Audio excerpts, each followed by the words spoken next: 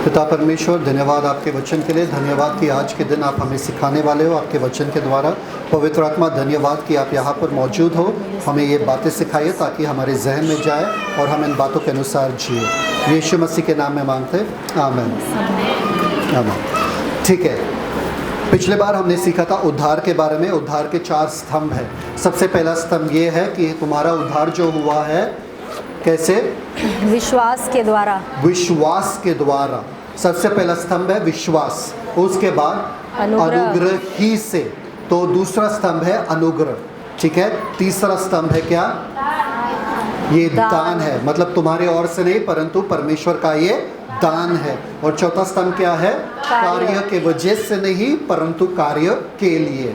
तो ये 4 स्तंभ हमने सीखा था उद्धार के बारे में। जब भी हम उद्धार के बारे में सोचते हैं, सबसे पहला सवाल ये होता है कि उद्धार में हमारा हुआ क्या?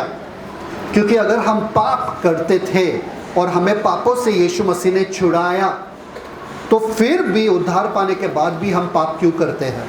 सही बात है कि नहीं? बहुत लोगों का सवाल है। अगर मैं पहले झूठ बोलता था, मेरा उद्धार हुआ, तो मैं फिर से झूठ क्यों बोलता हूँ? अगर मैं पहले लतों में उलझा हुआ था, मेरा उद्धार हुआ, फिर भी मैं लतों में उलझा क्यों हूँ? और क्या है वो चीज़? क्या मैं सच में उद्धार पा चुका हूँ? अगर मैं सच में उद्धार पा चुका हूँ तो मुझे पापों से छुटकारा मिलना चाहिए। अभी भी मेरा लड़ाई या युद्ध पाप के साथ क्यों है? वो आज हम सीखने वाले इसमें कि क्या? नो कंडेमनेशन, मतलब कोई दोष नहीं। ये बहुत अहम मुद्दा है, इसको हल्के में मत लेना। क्योंकि अगर इसको समझने में आपने चूक कर दिया, या तो आप पाप में चलते जाओगे और बोलोगे कि पाप करना ठीक है, या तो आप पूरी तरीके से पाप से आज़ाद हो जाओगे। 2 ही चीज़ है। ठीक है, तो आराम से ध्यान लगा के ये आज का वचन सुनना। सबसे पहले हमें यह जानना ज़रूरी है कि पाप है क्या। मतलब जब मैं पाप करता हूँ 3 चीज़ें होती हैं। सबसे पहला चीज़ ये होता है कि मैं दूसरों को तकलीफ़ देता हूँ। मेरे पाप के वजह से दूसरों को तकलीफ़ होती है। सही बात है कि नहीं? अगर मैंने चोरी किया, मेरे चोरी करने के वजह से दूसरे का नुकसान होता है। अगर मैंने व्यभिचार किया, मेरे व्यभिचार करने से दूसरे का नुकसान हो रहा है।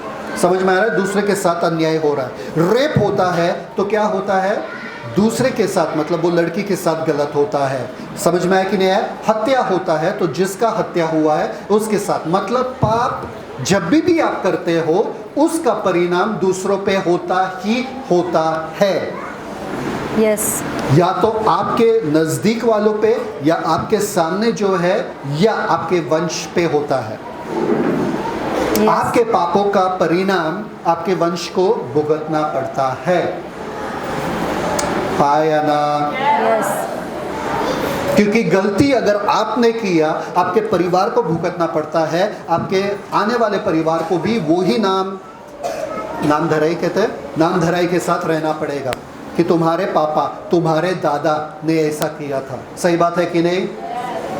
सबको समझ में आया? सबसे पहले पाप क्या है? जब भी मैं पाप करूं तो उसका परिणाम सिर्फ मुझे नहीं, मुझे लगता कि नहीं ये मेरे तक ही है, नहीं, ये दूसरों तक पहुंचता है, दूसरों को हानि पहुंचता है। इसलिए जब यीशु मसीह कहता तुम अपने आप के जैसे दूसरे से प्रेम रखो, मतलब अगर मैं किसी से प्रेम रख रहा हूँ, सबसे पहले मेरा पाप वहाँ पर ख़त्म हो जाता है। मैं पाप कर ही नहीं सकता हूँ क्योंकि मैं मेरे परिवार से प्रेम रखता हूँ, मेरे अपनों से प्रेम रखता हूँ। अगर उनको पता चला मेरे पाप के बारे में, वो लोग दुखी हो जाएंगे। इसलिए मैं ये पाप नहीं कर सकता। समझ में आया कि नहीं आया? जो लोग सिगरेट स्मोकिंग करते, गुटखा खाते हैं वगैरह, अपने बॉडी बोलते कि अरे यार मेरा शरीर है, मेरा मर्जी। हाँ, औरत भी ऐसे करते हैं। कुछ लड़की या जो कॉल सेंटर में है वो भी स्मोकिंग वगैरह करते हैं। मैं बोलता तुमको नहीं पता चल रहा है कि ये जो तुम कर रहे हो वो तुम्हारे गर्भ के ऊपर वो प्रभाव डालेगा? अरे कुछ नहीं होता है, कल किसने देखा ये वो। और ऐसा ही हुआ एक लड़की के साथ जिसको मैं बहुत अच्छे से जानता हूँ, उसके साथ हुआ। उसके स्मोकिंग की वजह से उसका पहला बच्चा खत्म हो गया था। समझ में आ रहा है कि नहीं आ रहा है? पाप का परिणाम किसी ना किसी को भुगतना पड़ेगा, आपके इर्द गिर्द में जो भी है। तो इसलिए ये मत सोचो ये पाप सिर्फ मैं कर रहा हूँ, मेरे शरीर के साथ आदमी लोग। अगर आप लतों में हो तो वो लत आपको खाए जा रहा है, बहुत जल्दी आपका मृत्यु होगा। उससे क्या होगा? आपका परिवार बिना आदमी का रहेगा।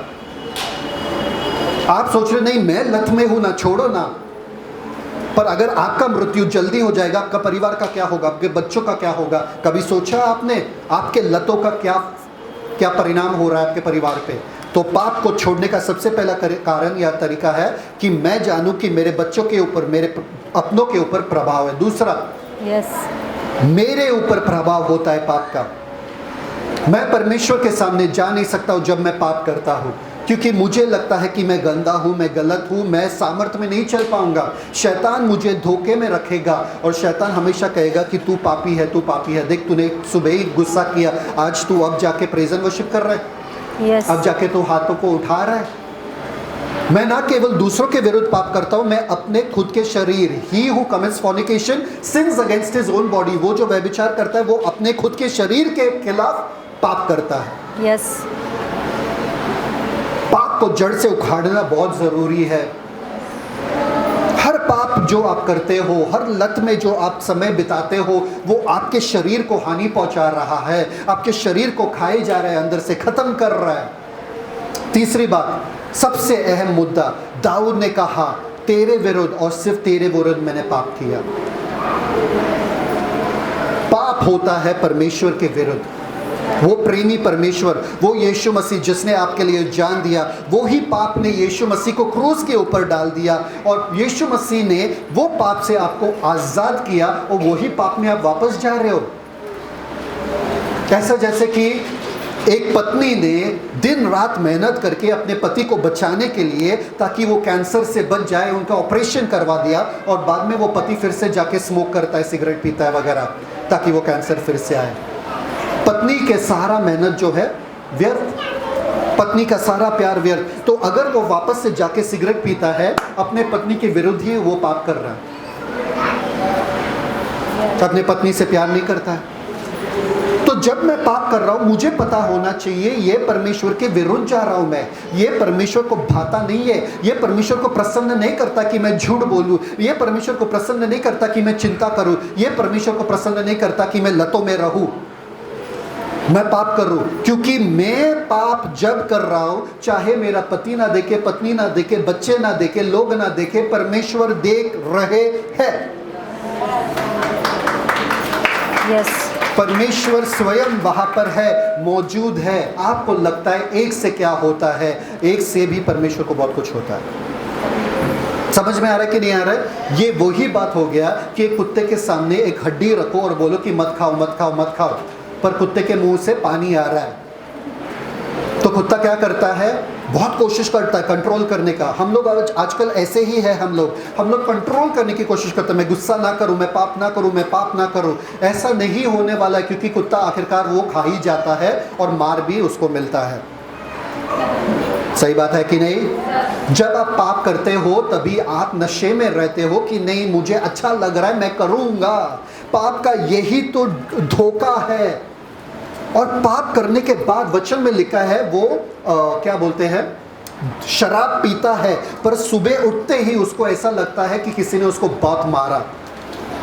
पाप करने के बाद फिर हमारे आंखें खुल जाती है, जैसे आदम का खुला था, और फिर पता चलता नहीं करना चाहिए था, बहुत गंदा किया हमने, नहीं चिल्लाना चाहिए था, नहीं झूठ बोलना चाहिए था, ये लत में नहीं रहना चाहिए था मुझे, गलती हुआ मुझसे। शैतान का यही धोखा है, पाप से ललचाता है और फिर आपको पाप बहुत अच्छा लगता है। अच्छा ऐसा लगता है ना, उस घमंड में जब आप रहते हो ना कि पाप करते वक्त आपको लगता है आप सही हो, आप के अलावा और कोई नहीं है, बस ये निर्णय जो आप ले रहे हो सही है।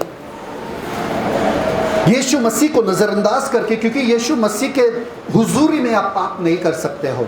अगर यीशु मसीह आज यहाँ पर खड़े हैं, कितने जन पाप कर सकते खुल्लम खुल्ला? यीशु मसीह का छोड़ दो, पास्टर यहाँ पर खड़े, कितने जन पाप करेंगे बताओ? नहीं। सबसे best, praise the Lord pastor, हम तो नम्र है, पवित्र आत्मा, हालेलुया हालेलुया। और घर पे जाके असली रूप तो बच्चों से पूछना चाहिए, पति से पूछना चाहिए, पत्नी से पूछना चाहिए, इन लोगों का असली रूप क्या है। क्या धोए हुए कब्रों के जैसे है, बाहर से तो सफेद सफेद, अंदर से सड़ा हुआ लाश। ऐसे हम यहाँ पर आते हैं एकदम नम्र, मैंने किसी को चिल्लाया नहीं, सबसे प्यार करता है, और बच्चे के मुंह लाल लाल सब। समझ में आ रहा है कि नहीं आ रहा है? आपको पता होना चाहिए कि पाप से मेरा रिश्ता कैसे खत्म होना है, क्योंकि उस समय में हम सोचते हैं कि पाप किया तो कुछ नहीं होगा, पर पाप का परिणाम होता ही होता है। तो नेक्स्ट हम देखेंगे, सबसे पहले हमने क्या देखा? पाप का असर दूसरों पर पड़ा। पाप क्या होता है। दूसरा हम देखेंगे पापियों का प्रकार, पापियों के प्रकार क्या होते हैं। सबको पता है कि एक स्टोरी जो जॉन 8 में बहुत ब्यूटीफुल रीति से लोगों को वो स्टोरी निकालना था, पर वो स्टोरी डाल दिया अंदर वहाँ पे।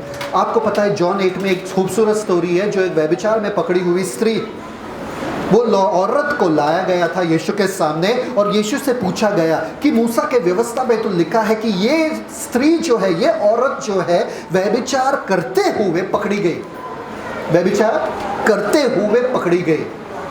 एक मिनट, कोई खुले में व्यभिचार करता नहीं, तो कैसे पकड़ी गई करते हुए? अभी तक वो रहस्य है, क्योंकि उनका सेटअप था। वो लोग चाहते थे कि यीशु मसीह को फंसाए, तो उन्होंने ये औरत का इस्तेमाल किया। ऐसे कुछ लोग कहते हैं। समझ में आया कि नहीं है? क्योंकि खुले में कोई व्यभिचार करता नहीं है। ये स्त्री को पकड़ा गया, वहां पर लाया गया। यीशु मसीह, मूसा के व्यवस्था में तो लिखा है, जो मूसा के व्यवस्था को आप पूरा करने के लिए आए हो, वो ही व्यवस्था में लिखा है कि इस औरत को पत्थर मार के खत्म कर देना चाहिए। तुम क्या कहते हो बताओ? अब दिखाओ अनुग्रह, अब कैसे बचोगे इससे? यीशु मसीह ने क्या किया वहां पे? यीशु मसीह ने उनसे क्या किया? ऑब्वियसली नीचे कुछ मिट्टी में लिख रहे थे। यीशु मसीह ने उनसे क्या कहा? जिस किसी ने भी पाप नहीं किया, वो सबसे पहला पत्थर उठा के मारे। पाप किसका बड़ा था? ये औरत का बड़ा था कि इन लोगों का बड़ा था? किसी ने पत्थर नहीं मारा, किसी ने भी पत्थर नहीं मारा। तो किसका, कौन पापी था? ये औरत के वो लोग? बताओ मुझे।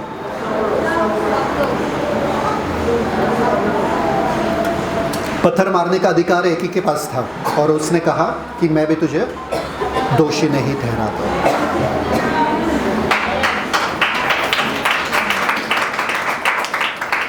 इन सब में हमको लगता है ये औरत का सबसे बड़ा पाप है, क्योंकि बाकियों का छुपा हुआ है। सही बात है कि नहीं? जिसका बाहर आया, जो पकड़ा गया, वो चोर। अगर चोर पकड़ा नहीं गया तो वो चोर नहीं है। सही बात है कि नहीं? ये पकड़ी गई, इसका पाप बड़ा सबके सामने आया। ये लोग के अंदर पाप था। एजिकल को परमेश्वर ने कहा, बाल से पकड़ के उसको लेकर गया और कहा कि देखो, मैं तुम्हें दिखाना चाहता हूँ लोग अपने हृदय के अंदर, अपने भीतरी कमरे में क्या क्या घृणा वस्तु करते हैं, या क्या क्या गंदगी है उनके हृदय में। मैं आपको दिखाना चाहता हूँ। और मंदिर में लेके जाते, मंदिर, पवित्र मंदिर में लेके जाते, और उनके दीवारों के पीछे अंदर काल कोठरी में वो लोग दिखाते हैं, या बंद कमरे में दिखाते हैं कि देखो ये लोग मूर्तियों का पूजा कर रहे हैं, ये देखो इनके जीवन में कितना गंदगी है। बाहर से तो दिखाते हैं ये पवित्र है, पर अंदर से गंदगी है। एजिकल पढ़ो, आपको पता चलेगा। समझ में आया कि नहीं आया? तो पढ़ो। फिर हम देखेंगे, सबसे पहले क्या देखा था? पाप क्या है? पाप क्या है? अपनों के विरुद्ध गलत करना, अपने विरुद्ध गलत करना, और परमेश्वर के विरुद्ध गलत करना। फिर देखे कि किस प्रकार के पापी है। सबसे पहला प्रकार वो लोग भी है जो बाहर से अच्छे, अंदर से गंदे, और दूसरा जो बाहर से गंदे और अंदर से भी गंदे है। वैसे समझ में आया कि नहीं आया? ठीक है, दोनों भी पापी है। तीसरा प्रकार, पाप के प्रकार। सब लोग बोलो, पाप के प्रकार। ये 5 जनों को देखो, सब लोग 5 जनों को देखो ध्यान से। ठीक है, सबसे पहले जो है वो एक कैथोलिक प्रीस्ट है, पादरी है। ठीक है, उनका पाप मैं आपको बताता हूं। आपको बताना है कि सबसे बड़ा पापी इनमें से कौन है। ठीक है, सबसे पहला पापी पादरी है। और पादरी ने क्या पाप किया? क्या पाप किया? सब लोग बोलो। झूठ बोला। झूठ बोला। फिर एक शादीशुदा औरत है वहां पे। शादीशुदा औरत ने क्या किया? सब लोग बोलो। व्यभिचार। तीसरा एक चोर है, उसने क्या गलती किया? डकैती। नेक्स्ट एक हत्यारा है, उसने क्या किया? हत्या किया। और चौथा एक संत है, एक मॉन्क है, बुद्धिस्ट मॉन्क है, उसने क्या किया गलती? अविश्वास। सबसे बड़ा पाप किसका है? सबका है, सबका सेम है।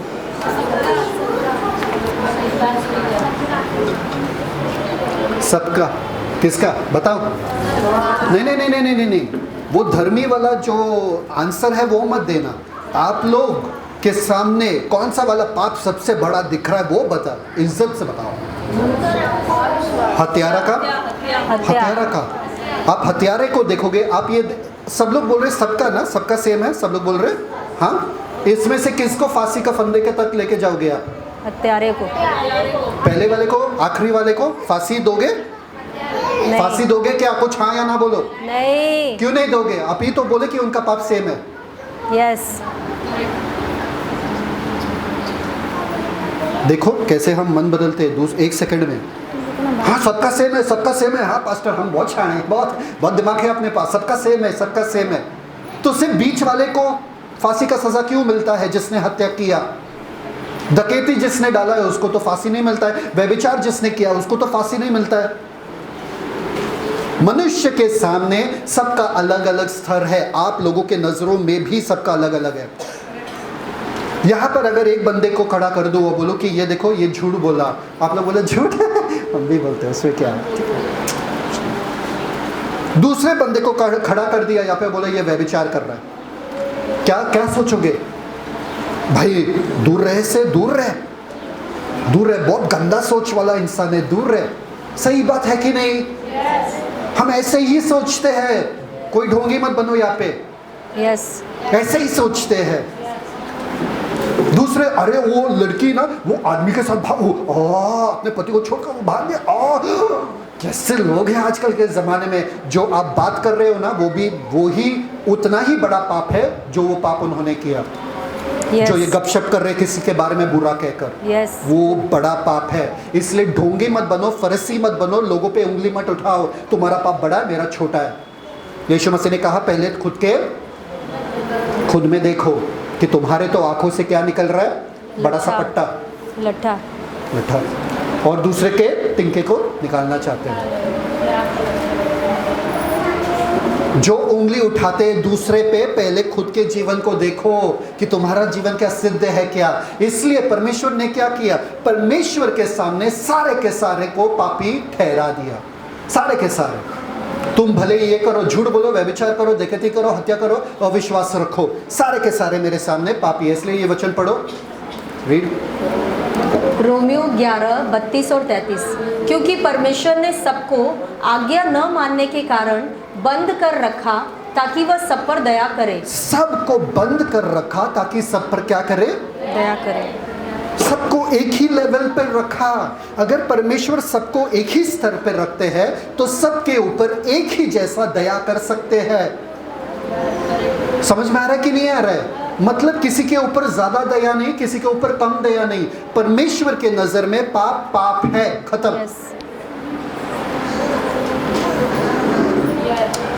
नेक्स्ट।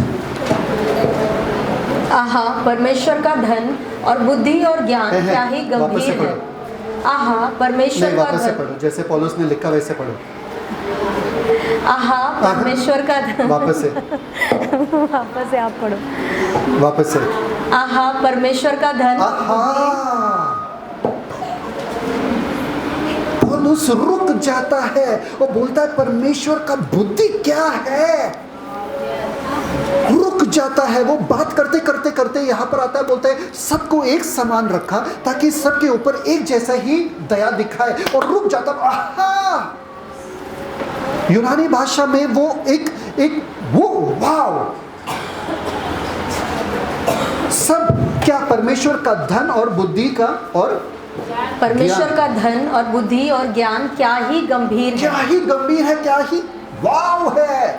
आगे, उसके विचार कैसे अथाह और उसके मार्ग कैसे अगम है। थैंक गॉड, परमेश्वर ने एक समान सबको रखा। क्यों? मैं बताता हूँ आपको। आप सोच रहे इसमें बड़ी बात क्या है? मतलब पौलुस को कुछ पता चला जो मुझे पता नहीं चल रहा है। मैं आपको बताता हूँ पौलुस को क्या पता चला। पौलुस को ये पता चला कि रेस चल रहा था और ये सबका रेस चल रहा था। जीतेगा कौन इसमें? बीच कौन वाला, जीतेगा बताओ मुझे, लाल बनियान वाला, कौन? लाल बीच बनियान। वाला? Are you sure? क्यों जीतेगा वो? क्योंकि वो जवान है। पहले वाले नहीं जीतेगी, बूढ़ी सी औरत, दूसरा नन्हा सा बच्चा जो अभी तक रेंग रहा है, उसके बाद जाड़ा सा आदमी जो है, नहीं जीतेगा वो, और लास्ट वाला जो लंगड़ रहा है। तो क्या ये रेस जायज होगा क्या? नहीं। हमारे दिमाग में ऐसा ही, बीच वाला झूठ बोला, आखिरी वाला जो व्यभिचार है, और पहले वाला जो है शायद से हत्यारा है। नहीं, परमेश्वर के लिए सब एक समान है। अब एक गाड़ी वहां पर आता है, सबको बिठा के लेके जाता है और अंत तक लेके जाता है। अब कौन जीतेगा?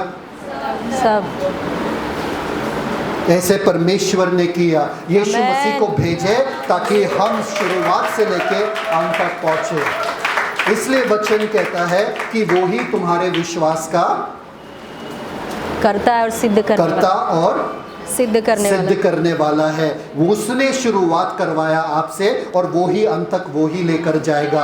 आमेन। Yes, thank you father. ओहो, इसलिए पौलुस को ये सीक्रेट पता चला, और पौलुस ने क्या, वाह परमेश्वर, हम तो डर रहे थे कि हम उस काबिल में नहीं कि हम ये रेस लड़ सके या भाग सके। मेरा जीवन तो गंदा है, इसका तो अच्छा है, ये तो प्रार्थना करता है, अरे इनके साथ कैसे मैं नहीं जीत पाऊंगा, मेरा जीवन कितना गंदा है। अरे उसी समय में एक बड़ा सा गाड़ी आया और हम सबको बिठा के लेकर गए और बोले सब लोग यीशु में जीतते हैं। आमेन। ओ हो, क्या ही अगम्य। आहा, सब लोग बोलो आहा, आहा, आहा, आहा। पढ़ो ये बस। परंतु पवित्र शास्त्र ने सबको पाप के अधीन कर दिया। सबको पवित्र शास्त्र ने, सबको पवित्र शास्त्र ने। क्यों पवित्र शास्त्र? पवित्र शास्त्र वो नियम है, जो नियम कहता है उसके अनुसार होना है। तो पवित्र शास्त्र जो नियम था परमेश्वर के कोर्ट का, उसने सबको क्या किया? पाप के अधीन कर दिया। क्यों? ताकि वह प्रतिज्ञा जिसका आधार यीशु मसीह पर विश्वास करना है, विश्वास करने वालों के लिए पूरी हो जाए। Thank you father. यीशु मसीह पर विश्वास करें। तो गाड़ी तो आ गया वहां पे, और यीशु मसीह बोल रहे आ जाओ, आ जाओ। नहीं, मैं नहीं आऊंगा, मैं भागूंगा, तुम लोग जाओ। यीशु नहीं चाहिए अपने को।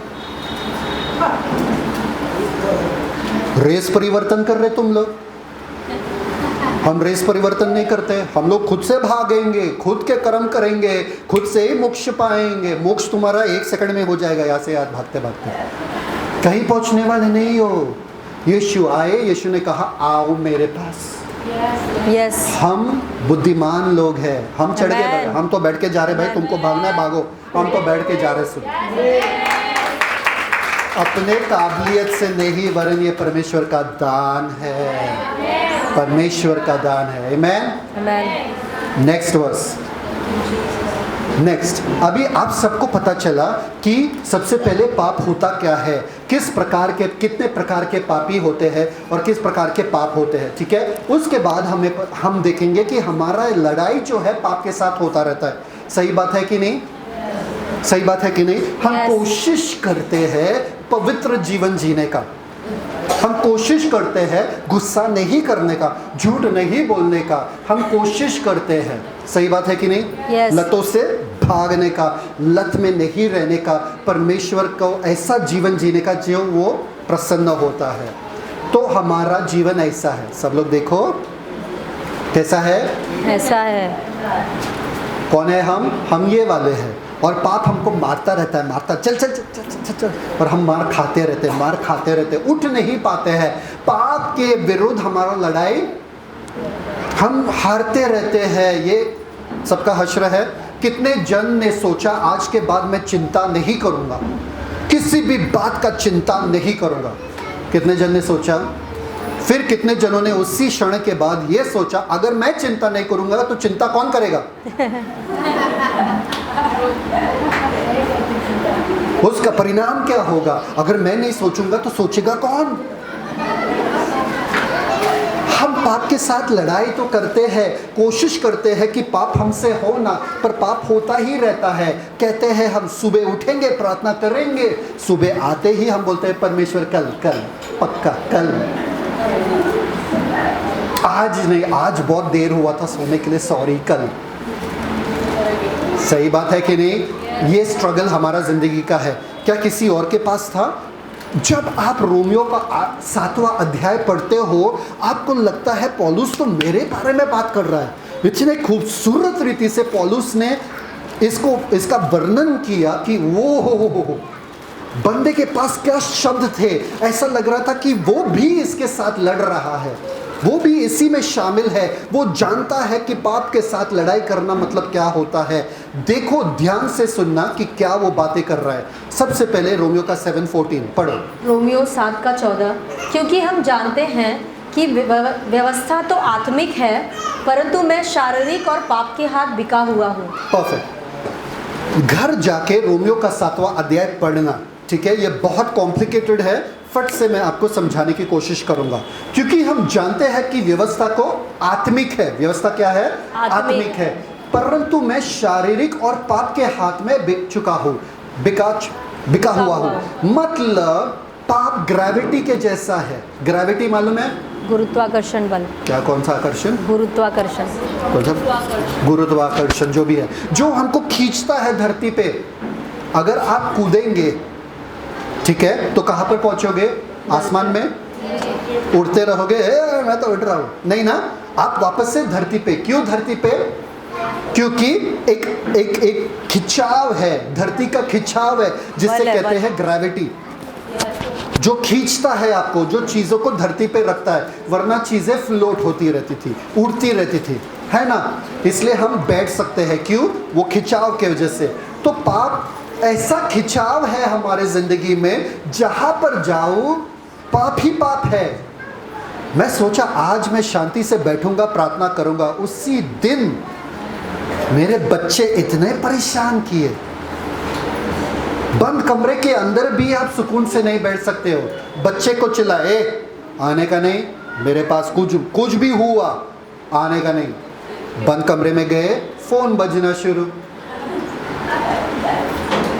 बाहर से छुटकारा मिला तो अंदर से फिर फोन बजना बंद कर दिए, फिर दिमाग में शुरू। पाप ही पाप है हर जगह। वो आकर्षण होता ही, खिंचाव होता ही होता है।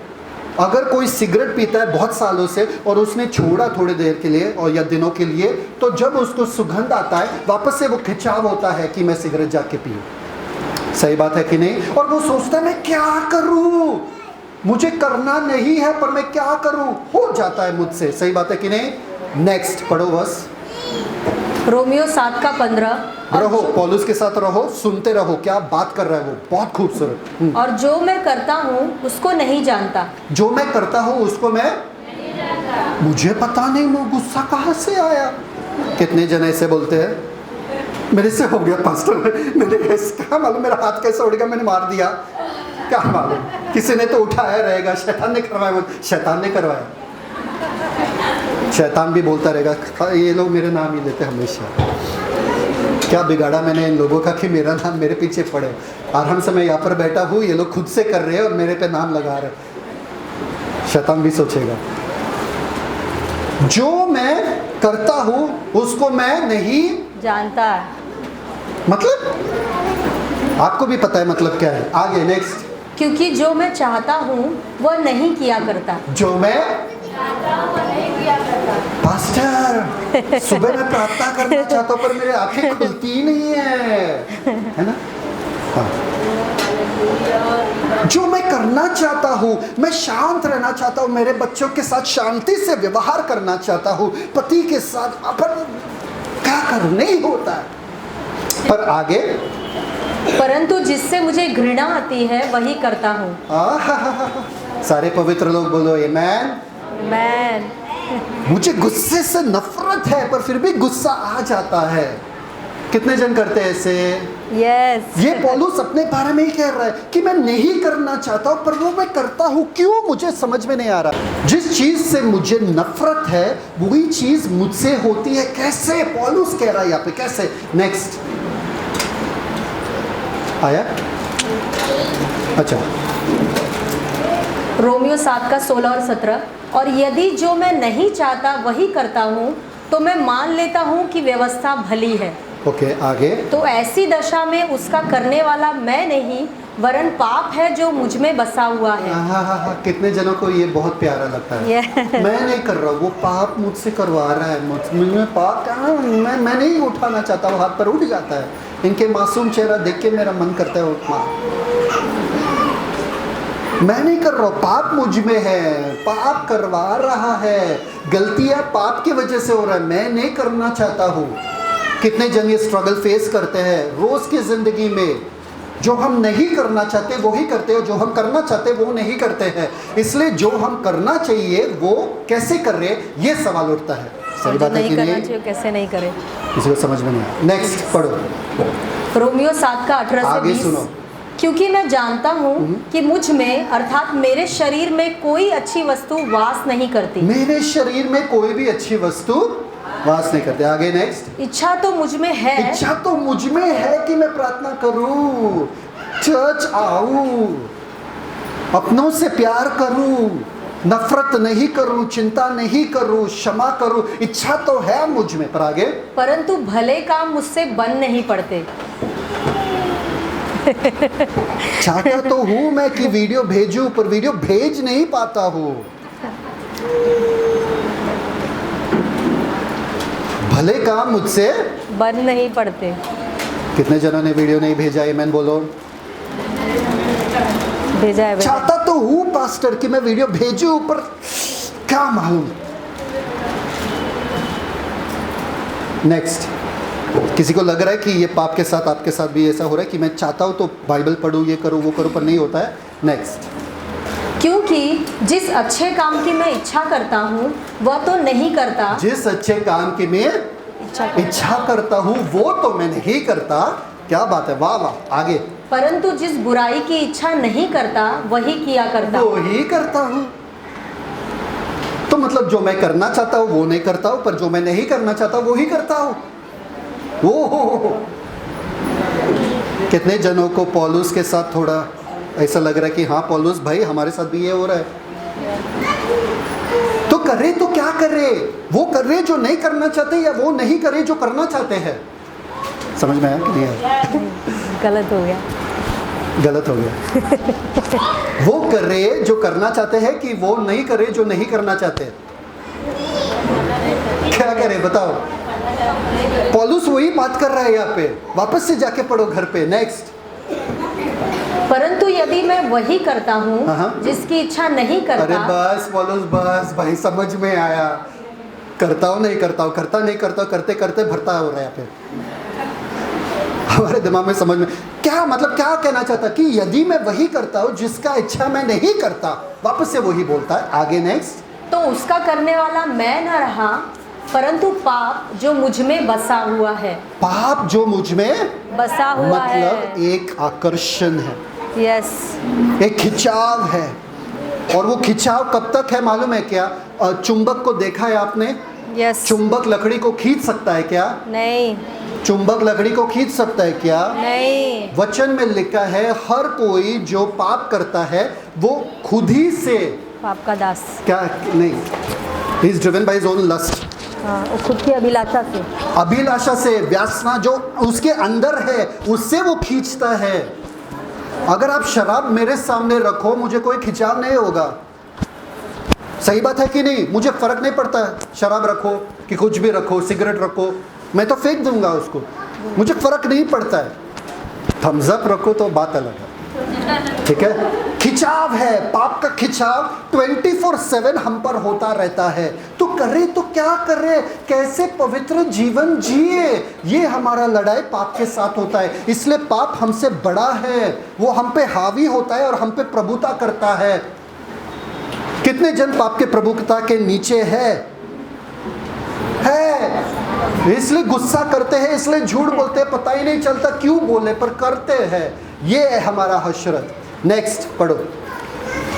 रोमियो 7 का 21 से 23।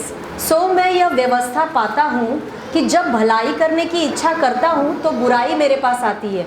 भलाई करने की इच्छा करता हूँ तो मेरे बच्चे मेरे पास आते हैं। आज मैंने सोचा शांति से रहूं पर मेरे बच्चे आ गए मेरे पास। भलाई करने की इच्छा करता हूँ तो मेरे घर वाले रिश्तेदार आ जाते हैं घर पे। मेरा सारा भलाई फास्टिंग जब करने के सोचता हूँ तो सारे के सारे लोग घर पे आता है, खाना बनाना पड़ता है, मेरा फास्टिंग खत्म। जब भी मैं भलाई करना चाहता हूँ, बुराई मेरे पास चल के आता है सामने से, अरे चलो बैठ के भलाई करते, और मुझसे बुराई होता है, तो मैं कैसे बचूं इस चीज से? बताओ ना। ओके नेक्स्ट, पौलुस कुछ तो बता दो। नेक्स्ट, क्योंकि मैं भीतरी मनुष्यत्व से तो परमेश्वर की व्यवस्था से बहुत प्रसन्न रहता हूँ। अंदर से तो मुझे पता है कि परमेश्वर के मार्गों पे मुझे चलना है, परमेश्वर को महिमा देना है, मुझे ये नहीं करना चाहिए, परमेश्वर खुश नहीं है मेरे ये व्यवहार से, पर मैं करूं तो क्या करूं? शरीर का खिंचाव है। आत्मा तो परमेश्वर के वचनों पे चलना चाहता है, पर मेरा शरीर ये तरफ चलना चाहता है। ये इसमें मैं दोनों तरफ से बंधा हुआ हूं कि मैं ये बाजू जाना चाहता हूं, पर ये बाजू खींच रहा है मुझे। हाँ या ना? मम्मी का बात मानो कि पत्नी का? बताओ किसका? ठीक है, नेक्स्ट पढ़ो। परंतु मुझे अपने अंगों में दूसरे प्रकार की व्यवस्था दिखाई पड़ती है। मैं परमेश्वर के व्यवस्था को, मतलब मेरा मन तो उसमें लगा है, पर मेरे अंगों में दूसरा व्यवस्था। कौन सा व्यवस्था? मतलब दूसरा खिंचाव दिखाई दे रहा है। मैं उड़ना तो चाहता हूं, पर एक खिंचाव है जो मुझे बार बार जमीन पर लेकर पटक रहा है। मैं उड़ना तो चाहता हूं, पर मैं उड़ नहीं पा रहा हूं। उसके बाद क्या? जो मेरी बुद्धि की व्यवस्था से लड़ती है। जो मेरी बुद्धि की व्यवस्था से क्या करती है? लड़ती है। ये लड़ाई चल रहा है। एक मिनट, शांत करो इन लोगों को। एक मिनट। अगर आप पाप कर रहे हो और आपको फर्क नहीं पड़ता है, आपको कुछ लगता नहीं है पाप करके ना, तो आपका अंदर का व्यवस्था भी परमेश्वर की व्यवस्था में प्रसन्न नहीं करता है। अगर ये लड़ाई है पाप के खिलाफ, तो मतलब आप परमेश्वर के राहों पर चलना चाहते हो, पर अगर वो भी नहीं है ना, तो अंदर से भी आप खत्म हो चुके हो। लगना चाहिए कि मुझे पाप नहीं करना चाहिए। कब लगेगा? जब आप वचन में हो, जब आप चर्च आते हो, जब आप वचन सुनते हो, तो वो अंदर से ही खलबली होगा कि नहीं, मुझे ये नहीं करना चाहिए, ये ठीक नहीं है। अगर आप अपने आत्मा को बुझा देते हो, पवित्र आत्मा की आवाज को बुझा देते हो, तो आपको फर्क ही नहीं पड़ेगा। आप गुस्सा करते रहोगे, आपको फर्क ही नहीं पड़ेगा। हाँ, गुस्सा किया, जाओ पास्टर को बोलो, मुझे फर्क नहीं पड़ता, मुझे डर नहीं लगता। पास्टर को मेरा नाम पता है, शान से बोलते हैं। सही बात है कि नहीं सुनीता सिस्टर? नहीं, अच्छा। समझ में आ रहा है कि नहीं आ रहा? आपको फर्क ही नहीं पड़ता है। अनाज्ञाकारिता में रहते हो, माँ बाप को सुनाते रहते हो, उनके आज्ञा पालन नहीं करते हो, आपको लगता ही नहीं यार। सिस्टर लवली कभी भी यहाँ पर खड़ी रहती है, बोलती है ना कि मैंने अक्षमा रखा या मैंने गुस्सा किया और मुझे अंदर से लगा कि नहीं, ये सही नहीं था। क्यों? वचन में समय बिताती है, इसलिए आपको अंदर से बेचैनी होगा कि मैं पाप कैसे करूं। अगर बेचैनी नहीं है अंदर से, तो मतलब आप वचन में समय नहीं बिता रहे हो, यीशु मसीह के साथ आपका रिश्ता नहीं गहरा है। सही बात है कि नहीं? जो अपने परिवार से प्यार करते हैं वो लतों में नहीं रहेंगे, क्योंकि उनको मालूम है लतों में रहने से मैं मर जाऊंगा, मेरे परिवार का क्या होगा। आगे, और मुझे पाप की व्यवस्था के बंधन में डालती है जो मेरे अंगों में है। पाप के व्यवस्था के बंधन में हूँ, ये खिंचाव में हूँ। Next, Romeo 7:24। Next verse. मैं कैसा अभागा मनुष्य हूँ। मैं कैसा अभागा मनुष्य हूँ। आगे, मुझे इस मृत्यु की देह से कौन छुड़ाएगा? कौन छुड़ाएगा इस देह से? क्योंकि अंदर से परमेश्वर के व्यवस्था को पूरा करना चाहता हूँ, बाहर से हो नहीं पा रहा है। कोई तो ये शरीर ले लो यार, मुझे छुटकारा दो इस शरीर से, क्योंकि मैं परमेश्वर के लिए जीना चाहता हूँ, मैं वो जीवन जीना चाहता हूँ, पर मुझसे हो नहीं पा रहा। इस शरीर को ले लो ना, जिससे खिंचाव हो रही है, ताकि मैं उड़ूं आराम से। जैसे कि एक बलून जो है, गुब्बारा जो है, अगर आप धागा बांधोगे तो वो बंधा रहेगा, और वो बलून कह रहा है कि मुझे उड़ना है, काटो ना कोई धागा, काटो ना। वैसे ही पौलुस यहाँ पर कह रहा है, कितना अभागा मनुष्य हूँ कि ये शरीर से मुझे छुटकारा चाहिए। क्यों? क्योंकि ये शरीर मेरे और परमेश्वर के बीच में आ रहा है, मेरे और वो पवित्र जीवन के बीच में आ रहा है, मुझे जीने नहीं दे रहा है मेरे यीशु के लिए। नहीं करना चाहता हूँ मैं पाप, नहीं करना चाहता हूँ, पर होता रहता है मुझसे गलतियाँ, होता रहता है मुझसे ऐसी चीज़ें। अभी ये जो उन्होंने शब्द इस्तेमाल किया, बहुत ही खतरनाक वाला चीज़ यहाँ पर इस्तेमाल किया, मुझे इस मृत्यु के देह से।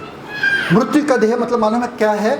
अगर एक बंदे ने हत्या किया, वो अंधेरे खोटरे में उनको बंद कर देते थे और वो शरीर, वो लाश को उनसे बांधते थे ऐसे, वो लाश को मुंह से मुंह, बदन से बदन, शरीर से शरीर, हाथ से हाथ, पैर से पैर, मतलब वो शरीर जो था वो सड़ता रहता था इस हत्यारे के सामने ऐसे, दिन रात उसको ऐसा ही बैठना पड़ता था, बंधा हुआ था। सोचो कितना भयानक दर्दनाक ये सज़ा रहेगा। कोई हत्या नहीं करता था, ये दर्दनाक सज़ा से बचने के लिए वो लोग सुकून से रहते थे। सोचो अगर किसी के साथ ऐसा हुआ तो शरीर के सामने, सड़ा हुआ शरीर के सामने। हम लोग हॉस्पिटल जब गए थे तो मुझे जाना पड़ा वो कमरे में, गवर्नमेंट हॉस्पिटल में, जहाँ पर सारे शरीर जो है ना, जो लाश वगैरह जो ट्रेन एक्सीडेंट में वगैरह सब में वो लोग कटे हुए सब ऐसा बस फेंका जाता है, अंदर फेंका जाता है। वो बहुत ठंडे रूम में, फ्रीज़र जैसा रूम में फेंका जाता है अंदर। किसी का मुंडी यहाँ पे, पैर, हाथ यहाँ पर, ये वो सब कैसा रखा है वहाँ पे। सोचो अगर उस कमरे में आपको बंद किया गया तो। पौलुस कह रहा है कि ऐसा हश्र है मनुष्य का कि ये शरीर से मुझे आज़ाद कौन करेगा, ये मृत्यु के देह से मुझे कौन आज़ाद करेगा, ये तो सड़ रहा है, ये तो सड़ाहट ला रहा है मेरे, मुझे आज़ादी चाहिए। वो स्ट्रगल कर रहा है, वो खुश नहीं है। आप अगर सुकून से सो रहे सुबह और आपको कुछ फर्क नहीं पड़ता है उठने के बाद, अरे यार मुझे तो उठना चाहिए था, प्रार्थना करना चाहिए था, तो आपका जीवन कभी बदलेगा नहीं। आपको लगना चाहिए कि आपसे गलती हुआ, अरे नहीं उठना चाहिए था, कैसा 6 बजे अलार्म बजा था, 5 बजे मेरी आंखें खुली थी, तब प्रार्थना करना चाहिए था। अगर कुछ फर्क नहीं लगना ना, मतलब आपको पता ही नहीं है उस चीज की अहमियत। हाँ या ना? यस। किसी को कुछ मिल रहा है? यस। नेक्स्ट पढ़ो। रोमियो 7:25। मैं अपने प्रभु यीशु मसीह के द्वारा परमेश्वर का धन्यवाद करता हूँ। मैं धन्यवाद करता हूँ, कहीं पे लिखा है क्योंकि उसने मुझे छुटकारा दिया, कुछ ट्रांसलेशंस में। मैं धन्यवाद करता हूँ कि जवाब इसका मेरे अपने में नहीं है, जवाब यीशु मसीह में है। आमेन। यस। इस शरीर से मुझे कौन आज़ादी दे सकता है? इस पाप के दलदल से, इस पाप के लड़ाई से हर रोज का कौन आज़ादी दे सकता है? धन्यवाद देता हूँ मैं परमेश्वर का। किसके लिए? यीशु मसीह में। आगे नेक्स्ट।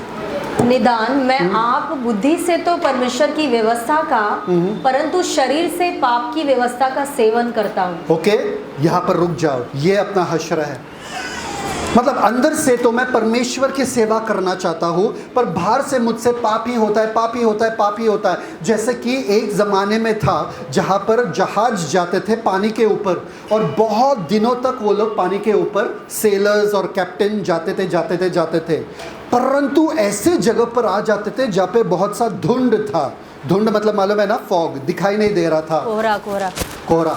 वहाँ से बहुत सुंदर लड़कियों के गाने का आवाज़ आता था, बहुत सुंदर, और ऐसे आवाज़ें आते थे कि ये सारे सेलर्स को लगता था कि वहाँ पर लड़कियाँ होंगी, क्योंकि इतने मधुर गाने कैसे आ सकते हैं। और जैसे वो लोग अपने जहाज को मोड़ देते थे वहाँ पे, वो पत्थर से टकराकर सारे के सारे सेलर जो है या जो भी लोग थे उस पर मर जाते थे। तो ये भ्रम था उनका, वहाँ पर भ्रम था। और जो भी जाते थे ये खतरनाक था कि वहाँ से कोई गुजर ही नहीं सकता था, क्योंकि ये इतने अच्छे गाने थे, इतने अच्छे लड़कियों का आवाज़ था कि ये सारे मर्द को लगता था कि लड़कियों यहाँ पर रहेंगे। मालूम है एक ऐसा क्रोकोडाइल है, मगरमच्छ है, जो नाटक करता है कि वो हाथ ऊपर करके ऐसा दिखाता है जैसे कि वो डूब रहा है। मालूम है कि नहीं? एक ऐसा मगरमच्छ है। ओके, आपको लगेगा दूर से एक आदमी डूब रहा है, आप जाओगे बचाने के लिए, वो मगरमच्छ आपको खा जाता है। तो ऐसे वो लोग ऐसा धोखा दे सकते हैं, समझ में आया कि नहीं आया? तो सारे जहाज जो है वहां पर जाके टकरा के मर जाते थे, कोई भी वहां से पार नहीं हो पाता था। एक दिन एक ऐसा बंदा आया जिसका नाम था ओडिसियस। किसका नाम था? ओडिसियस। ये बंदा जो था कैप्टन था, जहाज था।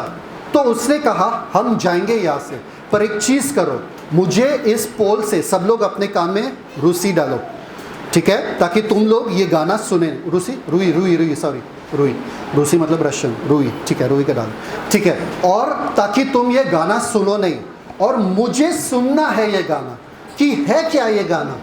और उन्हें ये कहा कि मुझे ये पोल से, ये खंबे से बांध दो, और जितना भी मैं चिल्लाऊं मुझे आज़ाद मत करना। जितना मैं भी आदेश दूं कि वहाँ पर जाना है, वहाँ पर जाना है, कोई जाएगा नहीं। सब लोगों ने बोला ठीक है चलेगा। जैसे जहाज जा रहा था वो बंधा हुआ था और उसने सुनना शुरू किया। बोला बाप रे बाप, इतना खूबसूरत। बोला ए मुझे निकालो, मुझे छोड़ो, मुझे छोड़ो, चलो वहाँ पे, चलो वहाँ पे लड़कियाँ हैं, वहाँ पे लड़कियाँ हैं, औरतें हैं वहाँ पे, चलो चलो। चिल्ला रहा था, चिल्ला रहा था, चिल्ला रहा था, कोई सुना नहीं। सबके कान में वो रुई था, कोई सुना नहीं, कोई सुना नहीं। वो बोला नहीं चलो चलो। पूरे अपने शरीर से खून आ रहा था, निकलने की कोशिश कर रहा था, पागल सा हो चुका था वो। और फाइनली वहाँ से गुजर गए और वो लोग बच गए। पाप से हम लोग ऐसे बचने की कोशिश करते हैं, खिंचाव तो है पर नहीं नहीं मुझे नहीं जाना है, मुझे नहीं जाना, अरे जाने दो, एक बार जाने दो, जाने दो, एक बार जाने दो, एक बार जाने दो करके चले जाते हैं। ऐसे कोशिश करते हैं हमारा, इसलिए तो कभी होता नहीं है। हम लोग हार जाते हैं, पाप से हार जाते हैं। कभी कभी तो बच के निकल जाते हैं, पर हमेशा जाके हमारा नैया जो है डूब जाती है वहाँ पे। रीड आगे, नेक्स्ट। रोमियो 8:1। इसका जवाब मिल गया। सो अब जो मसीह यीशु में है, सुनो सुनो सुनो सुनो सुनो, क्या? सो अब जो मसीह यीशु में है, अब जो किसके लिए उम्मीद है इस लड़ाई से, इस झगड़े से, इस मृत्यु के देह से आज़ादी पाने का किस में है? मसीह यीशु में है। मतलब अगर मैं मसीह में हूँ। आमेन, यस, हालेलुया। पौलुस 8वें वचन को इतना शानदार रीति से शुरुआत करता है कि सबसे पहले जानो कि तुम कौन हो और किस में हो। वाव। पहले पाप के ऊपर से अपने नजरें हटा दो। पहले ये पाप पाप पाप पाप पाप पाप ये से हट जाओ और पहले देखो कि तुम्हारे साथ हुआ क्या है, तुम्हारा उद्धार क्या है, परमेश्वर ने तुमको उठा के किसके अंदर रख दिया है। आमेन, थैंक यू जीसस। पाप के ऊपर विजयता पाने का यही रहस्य है। जो कोई मसीह यीशु में है, क्या उन पर दंड की आज्ञा नहीं। उन पर क्या? मुझे लगा वो लोग पाप से छुटकारा पा चुके हैं। नहीं नहीं नहीं नहीं नहीं, उन पे दंड की आज्ञा नहीं। मतलब कोई उनको दोषी नहीं ठहरा सकता आमेन, है। Yes, hallelujah. आजाद कर दिया हर एक दोष से, आमेन। दोष मुक्त कर दिया परमेश्वर ने आपको यीशु मसीह में। ओके, आगे next next next next next. अभी वो बोल रहा था कि मैं शरीर में रहता हूं, मैं शरीर के साथ लड़ाई करता हूं वगैरह। क्या लिखा है नेक्स्ट? क्योंकि वे शरीर के अनुसार नहीं वरन आत्मा के अनुसार चलते हैं। क्योंकि वे शरीर के अनुसार नहीं वरन क्या? आत्मा के अनुसार चलते हैं। मतलब सबसे पहले आपको जानना है आप किस में हो और किसके हो। वो जानने के बाद आपको पता चलेगा कि मुझे शरीर के अनुसार नहीं, मतलब जो शरीर मुझसे करवाता है, जो शरीर कहता है करने के लिए, उसके अनुसार नहीं, परंतु अब मुझ में वो क्षमता आ चुका है कि मैं आत्मा के अनुसार चलूं और आत्मा की अगुवाई के नीचे रहूं। मुझे वो क्षमता आ चुका है। मतलब जब मैं परमेश्वर के सामने खड़ा रहता हूँ और शैतान मुझ पे दोष लगा रहता है, ये परमेश्वर क्या कहता है? इस पे कोई दोष नहीं, केस क्लोज्ड। आमेन। कोई उंगली उठा नहीं सकता है कि ये गलती किया, ये दोषी है, ये पापी है। कोई उंगली उठा नहीं सकता है, क्योंकि ये मेरा न्यायालय है, ये मेरा कोर्ट रूम है और इसमें मैं जज हूँ और मैंने कहा कि ये दोषी नहीं है, मतलब ये दोषी नहीं है, खत्म। अरे परमेश्वर, पर मैंने पाप किया, मैंने व्यभिचार किया, मैंने गलती किया, मैंने झूठ बोला, मैंने हत्या किया, मैंने ये गलती किया, वो गलती किया। परमेश्वर बोल रहे तुम तो मसीह में हो, तुम रहे नहीं, तुम तो मर चुके हो। मेरे सामने तुम्हारा पुराना अस्तित्व मिट चुका है। तुम्हारे लीगल रिकॉर्ड्स जो है, जिसमें लिखा था तुम्हारे पापों के बारे में, उसको मैंने ब्लॉट आउट कर दिया है। जितना पूर्व से पश्चिम दूर है, उतना दूर मैंने तुमको तुम्हारे पापों से दूर कर दिया। आमेन, हालेलुया, थैंक यू Father, Lord. मैं तुम्हारे एक ऐसा नया वाचा मैं बांध रहा हूं उनके साथ कि उनके अधर्मों को और उनके पापों को मैं याद नहीं रखूंगा। परमेश्वर कह रहा अगर मैं भूल गया तो तुम क्यों याद दिला रहे हो मुझे? तुम तो यीशु मसीह में हो, मसीह में हो मतलब मसीह का धार्मिकता अब मुझे मिल चुका है। पर मैंने तो अरे मैं रहा ही नहीं, परंतु मसीह ने पाप किया नहीं किया? तो आपने पाप किया?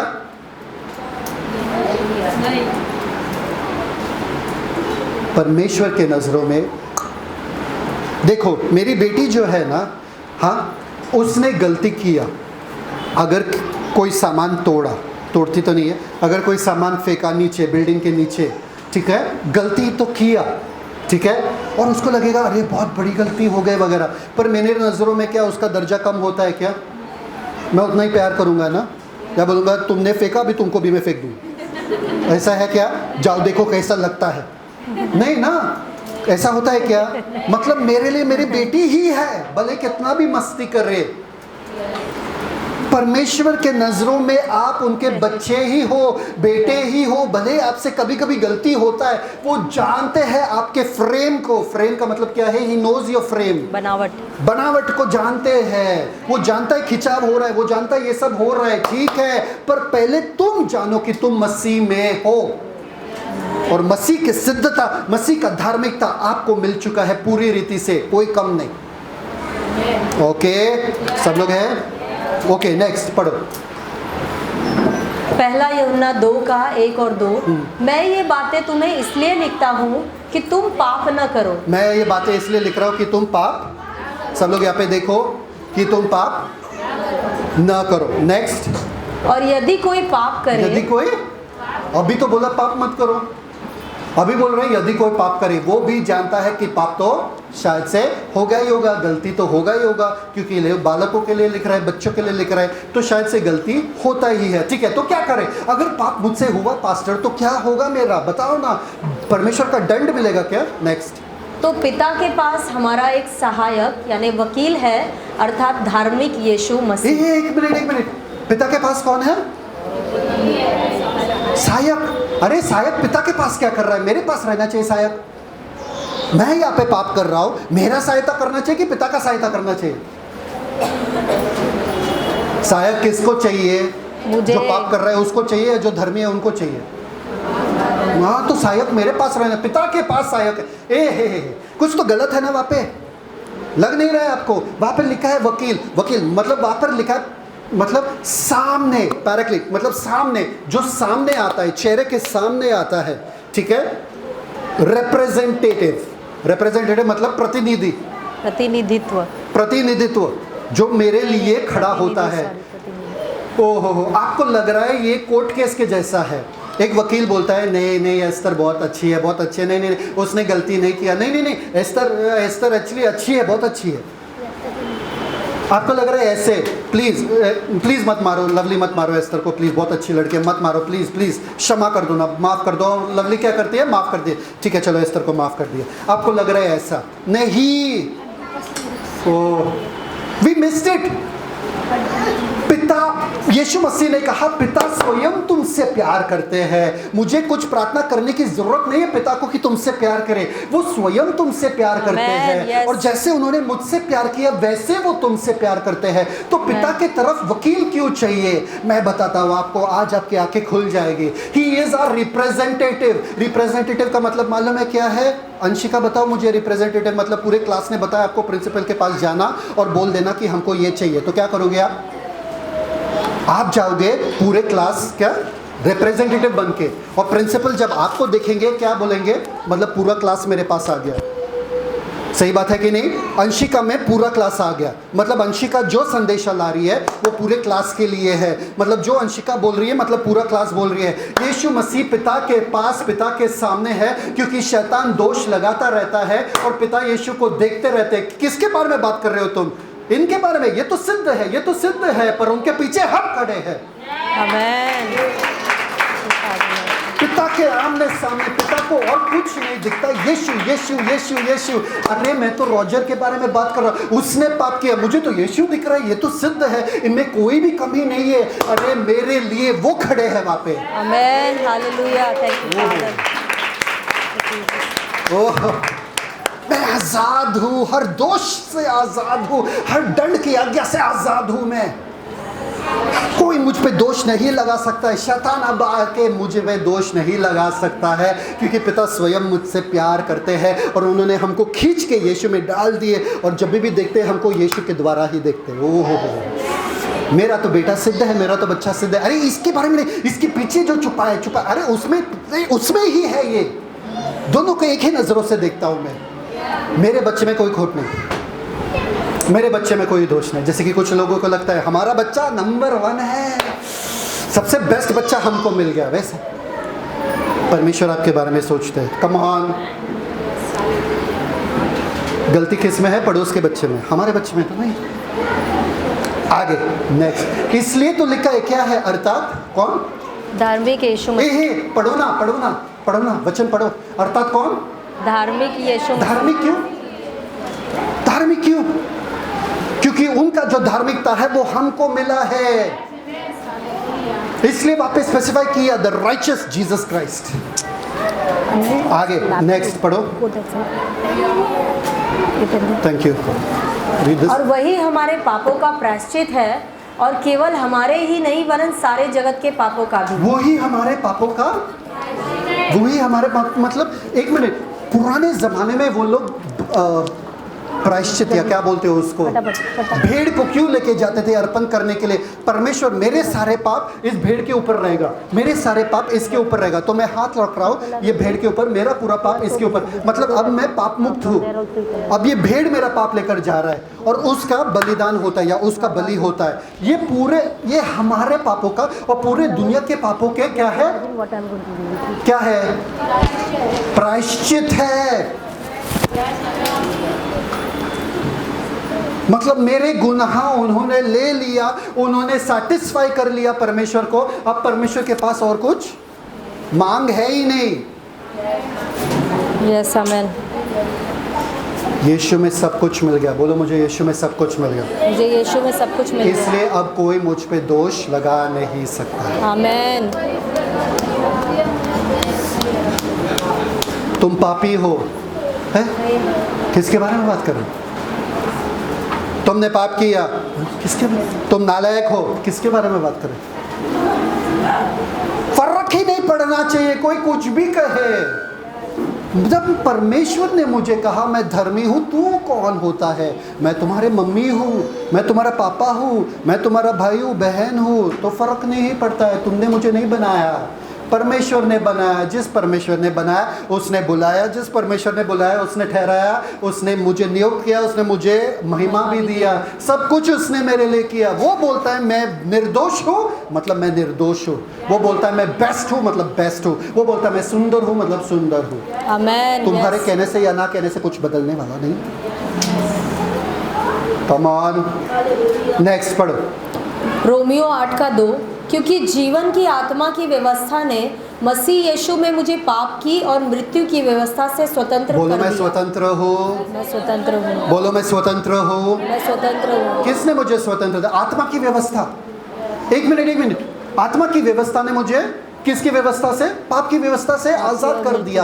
पाप का व्यवस्था क्या था? मैंने आपको बताया था, आकर्षण, जो धरती के ऊपर आकर्षण है, जो आपको। रोमियो 8:3-4, ध्यान देना, क्योंकि जो काम व्यवस्था शरीर के कारण दुर्बल होकर न कर सकी, उसको परमेश्वर ने किया, अर्थात अपने ही पुत्र को पाप में शरीर की समानता में और पाप के बलिदान होने के लिए भेजकर शरीर में पाप पर दंड की आज्ञा दी। शरीर में पाप पे दंड की आज्ञा दी। आगे नेक्स्ट। इसलिए कि व्यवस्था की विधि, सुनो ध्यान से, जो व्यवस्था में रखने की कोशिश कर रहा हूं, ठीक है, उसके बारे में यहाँ पर लिखा है। आगे, इसलिए कि व्यवस्था की विधि हम में जो शरीर के अनुसार नहीं वरन आत्मा के अनुसार चलते हैं पूरी की जाए। मतलब जो मैं करने की कोशिश कर रहा था वो यीशु मसीह में मैं आराम से कर सकता हूँ। आमेन। यस। वो पूरा होता है मुझ में। पहले मैं अपने कोशिश से कर रहा था, नहीं हो रहा था, मैं कर ही नहीं पाता। पर जब अब मैं मसीह में हूँ और मैं जानता हूँ कि मैं मसीह में कौन हूँ, आसानी से मैं प्रार्थना कर सकता हूँ। आसानी से मैं बताइए, शरीर चुप बैठ, तुझे सुबह उठना ही पड़ेगा, उठो प्रार्थना करो, चलो प्रार्थना करो, आसानी से। आसानी से। क्यों? उसके अनुग्रह के द्वारा, आमेन। उसके अनुग्रह के वजह से। मतलब ये जो आकर्षण मेरे साथ हो रहा था, मैं उड़ नहीं पा रहा था, मालूम है क्या? ये जो आकर्षण है उससे बड़ा एक दूसरा आकर्षण है, और वो है उड़ान का आकर्षण।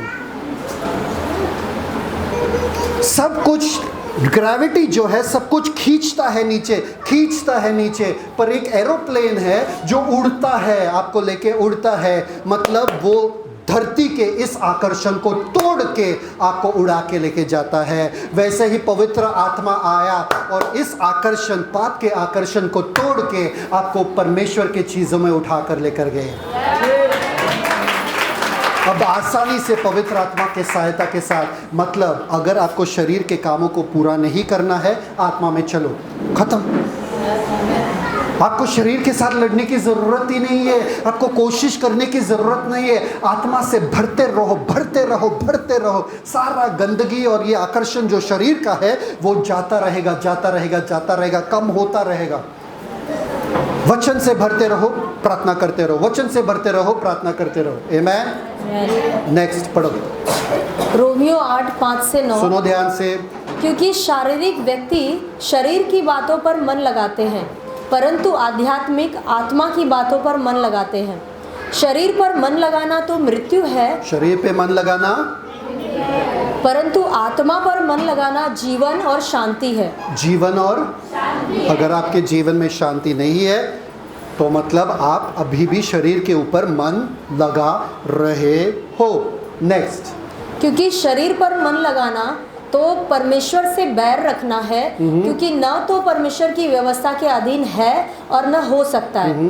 और जो शारीरिक दशा में है वे परमेश्वर को प्रसन्न नहीं कर सकते। जो शारीरिक दशा में है, मतलब शरीर के ऊपर जो मन रखता है वो परमेश्वर को प्रसन्न नहीं कर सकता। तो शरीर से अपने मन को हटा दो, आत्मिक चीजों पे अपना मन लगाना शुरू कर दो। नेक्स्ट, परंतु जबकि परमेश्वर का आत्मा तुम में बसता है तो तुम शारीरिक दशा में नहीं परंतु आत्मिक दशा में हो। आपका दशा क्या है अभी? शारीरिक नहीं, आत्मिक। क्यों?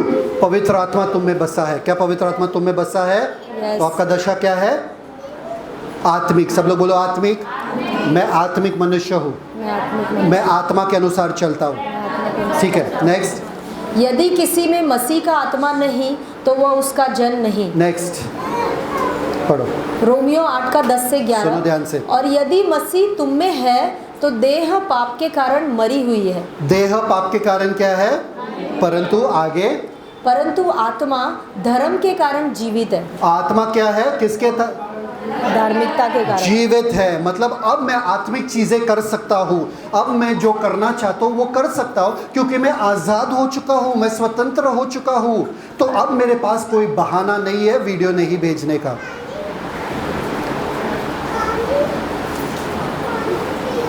प्रार्थना नहीं करने का, लोगों को क्षमा नहीं करने का। मेरे पास कोई बहाना नहीं है नफरत में बैठे रहने का, मेरे पास कोई बहाना नहीं है वचन नहीं पढ़ने का और परमेश्वर के प्यार में चलने का। मेरे पास कोई बहाना नहीं रहा, क्योंकि अब मुझ में वो क्षमता आ चुका है कि मैं वो आत्मिक जीवन जीऊँ और सरल रीति से जीऊँ। नेक्स्ट, और यदि उसी का आत्मा जिसने यीशु को मरे हुओं में से जिलाया तुम में बसा हुआ है, तो जिसने मसीह को मरे हुओं में से जिलाया वह तुम्हारी मरणहार देहों को भी अपने आत्मा के द्वारा जो तुम में बसा हुआ है जिलाएगा। वचन को पढ़ना बहुत ज़रूरी है, सोना मत। जो वचन चल रहा है यहाँ पे, ठीक है। नाउ सी दिस पार्ट, पढ़ो। रोमियो 8:12 से लेकर 14। सो हे भाइयों, हम शरीर के कर्जदार नहीं। हम शरीर के, ओहो, 7वें अध्याय में बोल रहे थे कि हम शरीर को कौन आज़ाद कर सकता है, हमको अलग कौन करेगा ये शरीर से। और यहाँ पर बोल रहा है कि शरीर के कर्जदार नहीं, कि शरीर के अनुसार जिए, वरन आगे ताकि शरीर के अनुसार दिन काटे, क्योंकि यदि तुम शरीर के अनुसार दिन काटोगे तो मरोगे। यदि आत्मा से देह की क्रियाओं को मारोगे तो जीवित रहोगे। आत्मा से देह की क्रिया को क्या करोगे? मारोगे। आत्मा से गुस्से को मारोगे, आत्मा से झूठ बोलने को मारोगे, आत्मा से व्यभिचार को, आत्मा से ये सारे चीजों को मारोगे। आत्मा से मतलब जितना मैं आत्मा में भरता रहूंगा उतना मेरे शरीर के काम कम होता रहेगा। देखो, जब मैं छोटा था ना, ओके, अगर मैं रस्सी खींचने का वो गेम रहता है ना, वो लोग रस्सी खींच रहे, हम रस्सी खींच रहे, अगर बड़े लोग वो तरफ पे रहेंगे और मैं छोटा हूँ तो वो लोग मुझे खींच पाएंगे क्या? खींचेंगे आराम से, क्योंकि मैं बहुत पतला हूँ, मैं छोटा हूँ, मेरे पास दम नहीं है। पर अब मैं शक्तिशाली हो चुका हूँ, मैं जिम विम किया और बहुत सालों के बाद मैं भी बड़ा हो गया, वो भी बड़े हैं, ठीक है। अब हम खींच रहे, अब खींच पाएंगे क्या? नहीं, मैं खींचूंगा। क्यों? क्योंकि मेरा ट्रेनिंग हो चुका है। जितना मैं अपने मसल्स को बढ़ाऊंगा उतना मेरे लिए आसान होगा खींचना। सही बात है कि नहीं? जितना आप आत्मा में बढ़ोगे, बनोगे, रहोगे, उतना ही आसान होगा आपको शरीर को दबाने का और प्रभुता करने का, उतना ही आसान। आपको नहीं आना पड़ेगा मेरे पास और बोलो कि क्या करूं, ये गुस्सा जाता ही नहीं, क्या करूं, ये नफरत जाता ही नहीं, क्या करूं, मैं प्रार्थना करने की कोशिश मतलब आप कर नहीं रहे हो। बैठो वचन में। नेक्स्ट, आगे। इसलिए कि जितने लोग परमेश्वर के आत्मा के चलाए चलते हैं वे ही परमेश्वर के पुत्र हैं। कितने लोग? जितने आत्मा के चलाए, मतलब आत्मा के अनुसार जीते हैं और चलते हैं, वो क्या है? वे ही दिखाते हैं कि वो परमेश्वर के पुत्र असल में है। मतलब अब आपका हश्र ये हो गया। आमीन। वो सारे वर्सेस में कुछ नहीं कहा ज़्यादातर, क्योंकि वो जैसे आप पढ़ोगे आपको समझ में आएगा। अब हमारा हश्र ये हो गया, अब पाप का प्रभुता खत्म हो चुका है, अब हमारा विजयता है, हम विजयी जीवन जीते हैं। इसलिए एक क्रिस्ती के लिए पाप में रहना सही बात नहीं है, क्योंकि आपको विजय परमेश्वर के द्वारा, मसीह के द्वारा आपको मिला है। ये आपका हश्र है। Read. Thank you father. Romeo 8 का 16 से लेकर 17। आत्मा आप ही हमारी आत्मा के साथ गवाही देता है। आत्मा आप ही का मतलब कौन है? पवित्र आत्मा आपके आत्मा के साथ क्या देता है? गवाही देता है। क्या? कि हम परमेश्वर की संतान हैं। किसके संतान है? पर अगर आपने पाप किया फिर भी परमेश्वर के संतान हो? यस। पूछ रहा हूं मैं आप लोगों से एक सवाल, अगर आपने पाप किया क्या आप अभी भी परमेश्वर के संतान हो? यस। पक्का? यस। क्यों? कैसे पता आपको? यीशु मसीह में कैसे पता चला? पता, पवित्र आत्मा गवाही देता है। मतलब पवित्र आत्मा कह रहे, अगर आप कह रहे हो मैंने पाप किया फिर भी तुम संतान हो, अरे मैंने गलती किया फिर भी तुम संतान हो। पवित्र आत्मा, तुम्हारा पद जो है बदलता नहीं है। वो कह रहे तुमने पाप फिर भी तुम संतान हो। संतान, वो ये तो बहुत बड़ी बात है कि मैं संतान हूं। नहीं नहीं नहीं नहीं नहीं, पवित्र आत्मा यहाँ पर खत्म नहीं करते। पौलुस कहता है संतान, उससे भी बढ़कर क्या? आगे। और यदि संतान है तो वारिस। मेरे लिए काफी था कि मैं संतान था और मेरा कुछ हक नहीं था प्रॉपर्टी के ऊपर, प्रॉपर्टी का वारिस भी बना दिया। ओह, अरे पर मैं पापी में वो पाप के ऊपर ध्यान लगाना छोड़ दो। ये देखो कि तुम संतान हो, ये देखो कि तुम केवल संतान नहीं वारिस भी हो। मतलब परमेश्वर जानते हैं कि तुम कितना गलतियां करते हो, फिर भी तुमको अपना पूरा विरासत देते हैं। आमीन। कैसे परमेश्वर? नालायक बच्चा होगा तो मैं 1 रुपया ना दूं उसको। सही बात है कि नहीं? आदमी लोग, मेरे जायदाद का एक हिस्सा तुमको मिलने वाला नहीं है, जाओ बेदखल। परमेश्वर कह रहा है मैं जानता हूं कि तुमसे गलती होती है, मैं जानता हूं तू सिद्ध नहीं है, फिर भी मेरा सारा विरासत जो है तुम्हारे नाम कर दिया। 1 मिनट, ठीक है, वो काफी था ना? वहां पर भी रुकते नहीं है, उसके बाद भी जाते आगे। वरन परमेश्वर के वारिस। परमेश्वर किसके वारिस? परमेश्वर के वारिस, जो स्वर्गदूतों को भी नहीं मिला। पर आगे, और मसीह के संगी वारिस हैं। ओह, संगी वारिस का मतलब मालूम है क्या है आपको? नहीं, आपको नहीं पता है, मैं बताता हूँ आपको। संगी वारिस का मतलब ये नहीं कि 50% निशा को मिल जाएगा, 50 जो है वो रोशनी को मिलेगा। महिमा क्या करेगी? समझ में आ रहा है कि नहीं? नहीं नहीं नहीं नहीं, 100% निशा, 100% रोशनी, 100% महिमा भी। मतलब मैं और यीशु बांट नहीं रहे, मैं और यीशु पूरा का पूरा सिस्टम कंट्रोल कर रहे हैं। आमीन।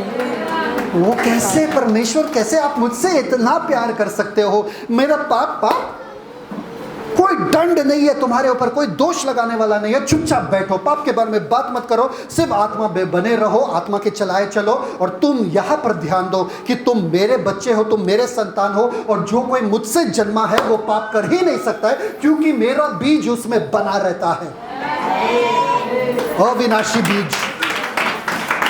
ओ जानो कि आप कौन हो, तो पाप से ये लगाव जो है छूट जाएगा अपने आप ही। I hope you are as excited as I M.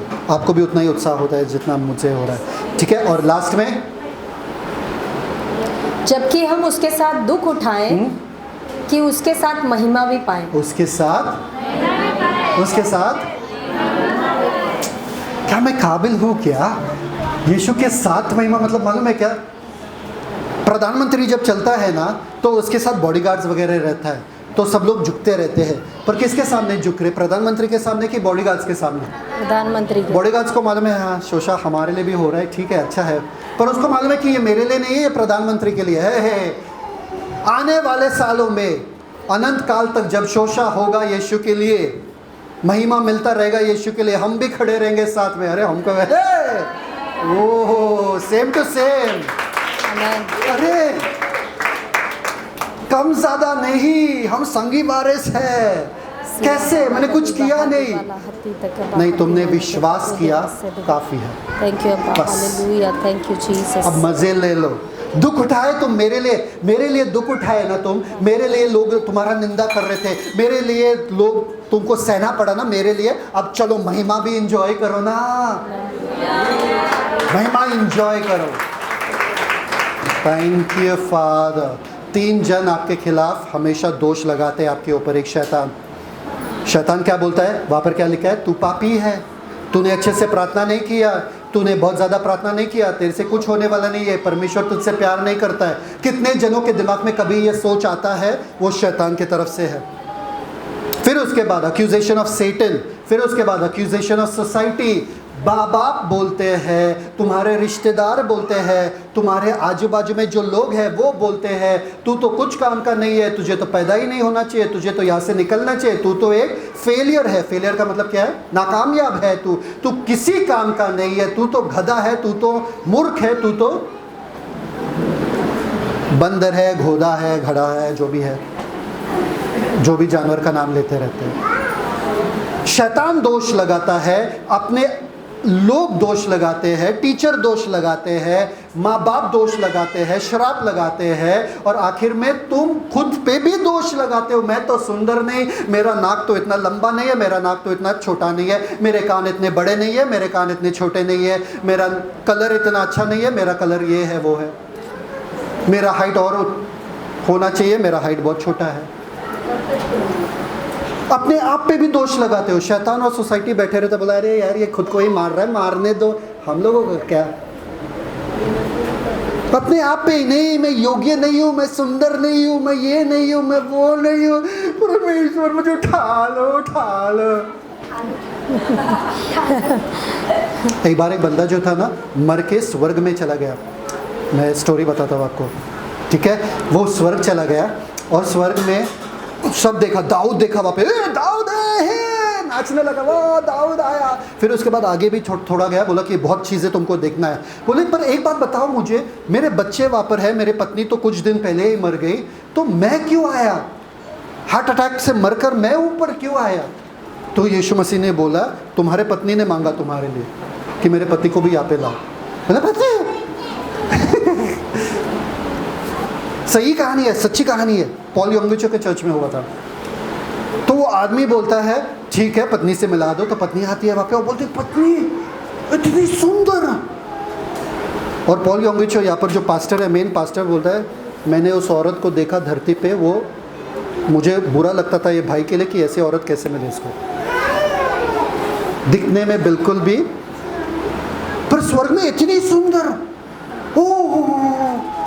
वो मानने को तैयार नहीं। पास्टर बोले नहीं, तुम्हारे पत्नी को नहीं देखा, किसी और के पत्नी को देखा रहेगा। नहीं, मेरे खुद के पत्नी को देखा मैंने, इतनी सुंदर, इतनी परफेक्ट। और सब जवान है वहाँ पे, सब जवान है। और पत्नी के पीछे जो है यहाँ पर एक बड़ा सा डायमंड चमक रहा था। सर के पीछे बड़ा सा डायमंड चमक रहा था। बोले डायमंड कैसा? फिर उनको याद आया कि जब वो छोटी थी बचपन में उनको मारा गया था, या मतलब ये दो जवानी में उनके पापा ने उनके सर पे मारा था, यहाँ पर घाव हुआ था। जहाँ पर भी आपका घाव हुआ वहाँ पर डायमंड बन के चमकता है। आमेन। ओह कितना सुंदर जगह है स्वर्ग। सोचो अभी सब लोग बोले घाव करो घाव करो घाव करो करो करो घाव घाव करो, पूरा डायमंड डायमंड में बनना चाहता हो ऊपर। और अपने पत्नी को देखा इतना सुंदर, बोले कि मैं तो, ये मेरी पत्नी है, वापस से लाओ ना इनको धरती पे। सोचो जरा। पर वो आदमी, मैं क्यों बता रहा हूँ आपको ये स्टोरी, वो आदमी को बोला गया कि तुम, पत्नी ने बोला कि तुम मुझे छू नहीं सकते हो, तुम अभी भी स्वर्ग के नहीं हो, तुम धरती के हो, तुमको वापस जाना है धरती पे। और वो जा ही रहा था क्योंकि स्वर्गदूत आए, बोले भाई तुमको वो लोग गाड़ने वाले हैं, अगर तुम जल्दी से ना गए तो वो लोग गाड़ देंगे और तुम ना स्वर्ग के ना नरक के रहोगे, बीच में लटकते बैठे फिर तुम्हारा टाइम अभी भी नहीं आया, जाओ वापस से। फुर्र करके जाने वाले थे, पीछे से एक आवाज़ आया, सुनो सुनो सुनो सुनो सुनो सुनो। किसका आवाज़ था मालूम है क्या? अब्राहम। किसका आवाज़ था?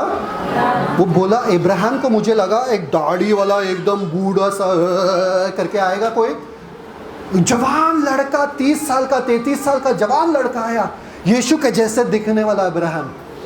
क्योंकि बोलते हैं स्वर्ग में तुम्हारा उम्र जो है 90 का नहीं होगा, 80 का नहीं होगा, जितना तुम मरे उतना नहीं होगा, 33 साल का होगा। बहुत सारे जनों ने जो स्वर्ग देखा वो बोलते कि उस जवानी में आप रहोगे स्वर्ग में, सुंदर परफेक्ट। इब्राहिम आया, बोला सबको बता दो कि यीशु मसीह बहुत जल्द आने वाला है, तैयार रहो। और वो तुरंत धरती पे आ गए और वो आदमी पुनरुत्थित हुआ। और वो पास्टर ने कहा अगर तुमको वो आदमी से मिलना है मैं मिला सकता हूँ, वो अभी भी जिंदा है।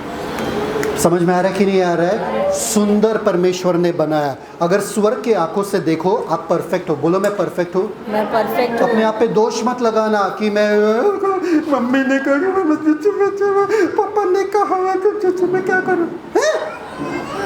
मसीह क्या कह रहा है तुम्हारे बारे में? जिसने बनाया तुमको वो क्या कहते हैं तुम्हारे बारे में? इसलिए अपने नज़रों को उठाओ और देखो कि ये सबसे बड़ा, शैतान से बड़ा, सोसाइटी से बड़ा, अपने स्वयं से बड़ा कौन है? परमेश्वर। और परमेश्वर क्या कहते हैं मेरे बारे में, वो मायने रखता है।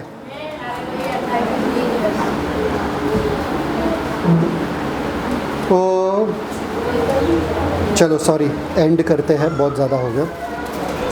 एक लड़की ने बोला था मुझे, मेरे जब मैं छोटा था, कि तुम्हारा स्माइल जो है लड़कियों वाला स्माइल है, लड़कियों जैसा स्माइल करते हो तुम। उसके बाद मैं स्माइल करना छोड़ दिया वो लड़की की वजह से। और सारे बोलते हैं अंकल हंसता ही नहीं है, अंकल हंसते नहीं, और डर लगता अंकल से, हंसते नहीं। मैं बोलूँ मैं हंसूंगा तो लड़की वाला स्माइल। फिर मम्मी ने कहा कि लड़कियों वाला स्माइल सबसे खूबसूरत होता है। फिर मैं हाँ। उसके बाद से मैं हंसने लगा, इसलिए मैं इतना हंसता हूँ।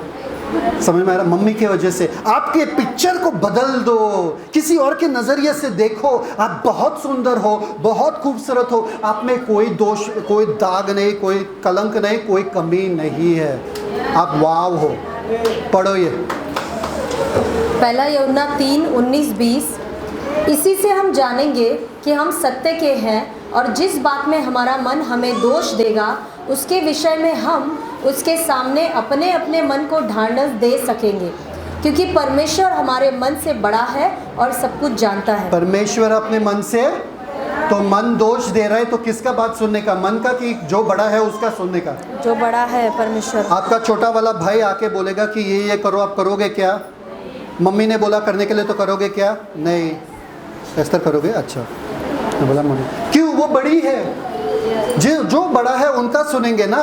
तो परमेश्वर बड़े हैं तो परमेश्वर का सुनने का। परमेश्वर क्या कहते हैं आपके बारे में? आप सुंदर हो। परमेश्वर क्या कहते हैं आपके बारे में? आप सुंदर हो। Good job. पढ़ो परमेश्वर आपके बारे में क्या सोचते हैं, यही मायने रखता है। एक बार एक एस्तर और अन्नू जो है अपने नानी के यहाँ पर गए गांव में, ठीक है। नानी के यहाँ पर गए गांव में, ठीक है। नानी गांव लेकर गई और नानी का एक बतख था, प्यारा सा बतख, जो नानी को बहुत पसंद था। कितने सालों से बड़ा किया ये बतख को। बतख वाक वाक वाक वाक वाक वाक वाक वाक वाक वाक वाक वाक, ये बतख घूमता रहता था। तो अन्नू ने क्या किया, अन्नू को लगा चलो थोड़ा मस्ती करते, ठीक है, तो अन्नू ने पत्थर उठाया और वो बतख को मार दिया। क्या किया अन्नू ने? अन्नू कहाँ गया? बतख को मारने, ठीक है। अन्नू ने बतख को क्या किया? गलती से बतख मर गया। और झाड़ियों के पीछे से कौन देख रहा था? एस्तर रानी। मैं नानी को बताऊंगी, मैं क्या करूंगी? तो वाह, तुमने मारा, मैंने देखा, अब मैं बताऊंगी। तो अन्नू बोलने लगा प्लीज प्लीज प्लीज मत बताना, प्लीज बताना। तो फिर नानी बोलने लगी अभी बर्तन कौन धोएगा? एस्तर बर्तन धो लो। नानी, अन्नू को बर्तन धोना है। अन्नू बर्तन धोना है ना? तो अन्नू बोला हाँ ठीक है धोना है। अन्नू बर्तन धो रहे हैं वहाँ पे। नानी बोलते हैं झाड़ू पोछा कौन करेगा? एस्तर, अन्नू को करना है। क्यों? अन्नू करोगे ना? तो अन्नू बोलता हाँ करूँगा। झाड़ू पोछा कर रहा है बेचारा अन्नू।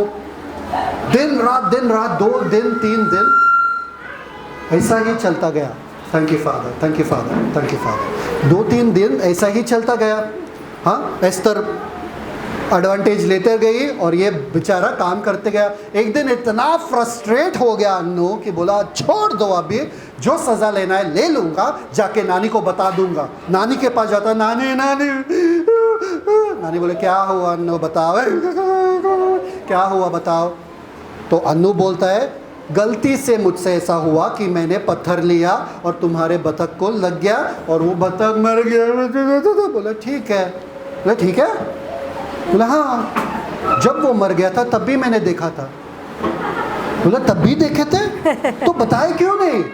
इतने दिनों से ये मेरा फ़ायदा उठा रही थी, मेरे सर पे बैठ बैठ के मुझसे काम करवा रही थी, तभी क्यों नहीं बताया कि आपको पता था तभी से? नानी बोली क्योंकि तुम मेरे पास आए नहीं, तुमको मेरे पास आना चाहिए था। मैं देखना चाहता था कितने समय तक तुम इसको तुम्हारा फ़ायदा उठाने देते थे। अभी के अभी आदम के जैसे नहीं, अभी के अभी दौड़ते हुए जाना परमेश्वर के पास और बोलो परमेश्वर गलती होगी। छुपो मत परमेश्वर से, चर्च मत छोड़ो, दूर मत जाओ, परमेश्वर के और नज़दीक आओ कि परमेश्वर जितना मैं नज़दीक रहूँगा उतना ही सुकून मुझे मिलेगा, क्योंकि आप सब देख रहे हो। शैतान को मैं अपने सर पे बैठने नहीं दूंगा, मैं अपने आप को भी बैठने नहीं दूंगा कि मैं काबिल नहीं हूँ। मैं आपके पास आता हूँ।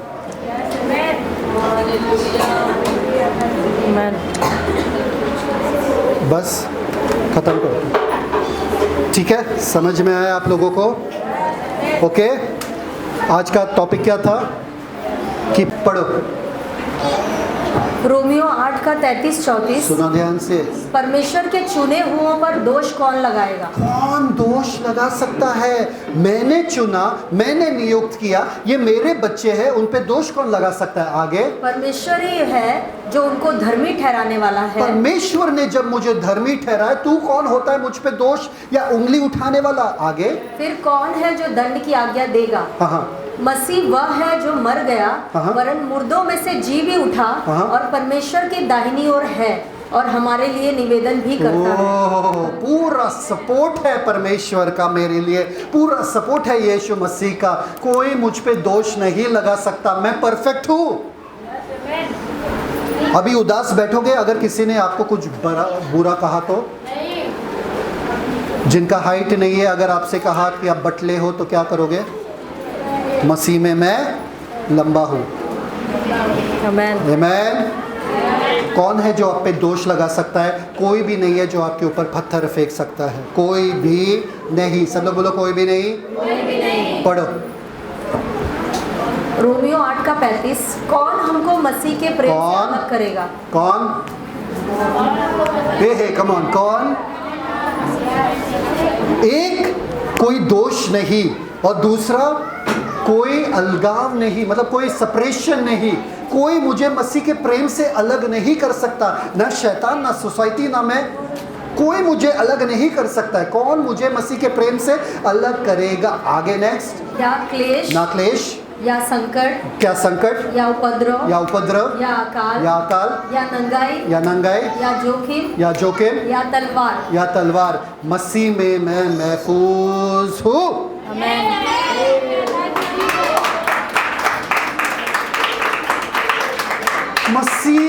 और मुझसे प्रेम किया।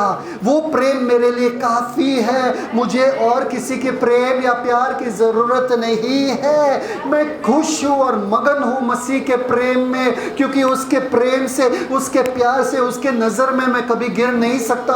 उसके प्यार से मुझे कोई भी अलग कर नहीं सकता है। एक बार आपको ये पता चला कि सबसे टेढ़ा वाला जो बकरी है वो मैं ही था, या मेमना जो था वो मैं ही था, मैं ही हमेशा भटकता था, फिर भी यीशु ने प्यार से मुझे उठाया, प्यार से गले लगाया और सहलाया और मुझसे प्यार किया। डांटा नहीं, चिल्लाया नहीं, प्रेम किया। कोई भी मुझे उनके प्रेम से अलग, वो मैं मसीह में हूँ, मसीह मुझ में है, हम दोनों एक हैं। मुझे मालूम है कि मेरे पत्नी के दिमाग में मेरे विरुद्ध कोई गंदा भर नहीं सकता है, या उनके लिए मेरे दिमाग में कोई गंदगी भर नहीं सकता है। हम एक है। वैसे ही मसीह के प्रेम से हमको कोई भी, शैतान जाके बोलेगा मसीह को, देख तुम्हारे बच्चे, देखो प्रचार चल रहा है और वो लोग सब सो रहे हैं और सोच रहे समोसा कब मिलेगा। मसीह क्या बोलेंगे, फिर भी मैं उनसे प्यार करता हूँ। देखो वो लोग वचन सुन नहीं रहे, उनको याद भी नहीं है वचन, क्योंकि आधे वचन में तो वो लोग सो रहे, फिर भी मैं उनसे प्रेम करता हूँ। देखो चर्च में लेट आते हैं, प्रेज एंड वर्शिप के बीच में आते हैं, फिर भी मैं उनसे प्रेम करता हूँ। स्टार्ट, परफेक्ट, पढ़ो। रोमियो 8:37 से लेकर 39। ये सुनो ना, ये वचन में लिखा है, ये आपके बारे में लिखा है। सुनो तो सही, सुनो। ये आठवां अध्याय जो है ना आपका, वो पूरे बाइबल का हीरा मोती है वो।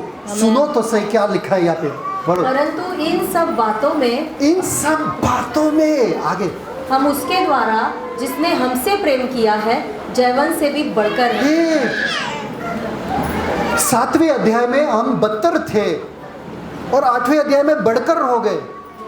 कैसे, किसने बदला कहानी को?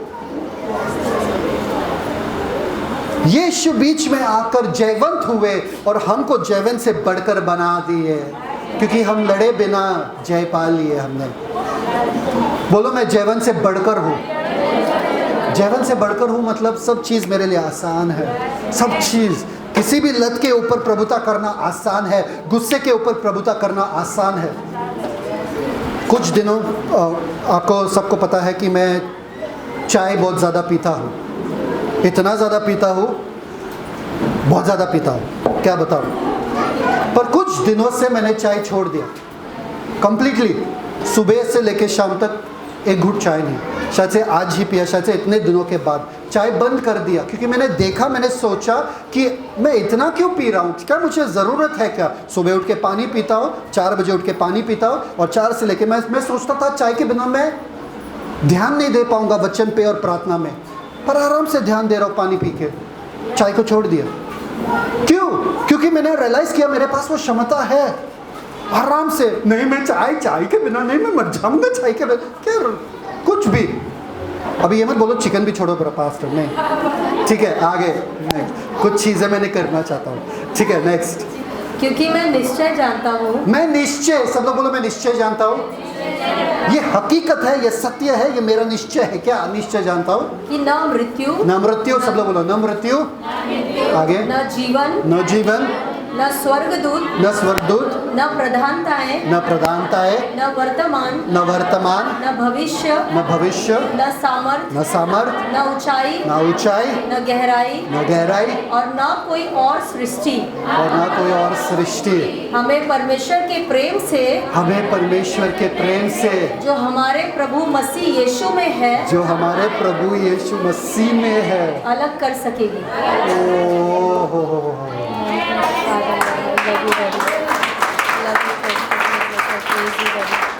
अब सवाल उठेगा, क्या अगर मैं पाप करूं? किसी का सवाल उठ रहा है कि नहीं उठ रहा है? उठ रहा है कि नहीं उठ रहा है? पाप क्या? उसके बारे में भूल जाओ। परमेश्वर का प्रेम मुझे मिल गया, सब मिल गया।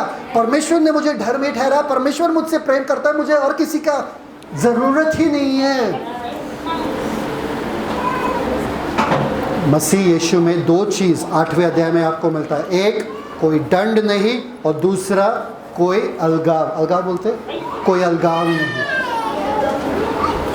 पाप पाप पाप पाप पाप पाप 7वें अध्याय में पाप पाप पाप पाप पाप हो रहा है, मैं नहीं करना चाहता कर रहा हूँ, नहीं करना चाहता करना, नहीं नहीं नहीं नहीं नहीं, तुम्हारे स्वयं के से नहीं हो पाएगा, आत्मा से हो पाएगा। आत्मा से क्यों हो पाएगा? क्योंकि मसीह में कोई दंड किया गया नहीं और कोई अलगाव नहीं। मतलब आप कुछ भी करो, आपको मसीह से जुड़ा कोई नहीं कर सकता है, अलग कोई नहीं कर सकता है। तो छोड़ो वो पाप का जीवन और मसीह के प्रेम को समझो और उसके अनुसार चलो।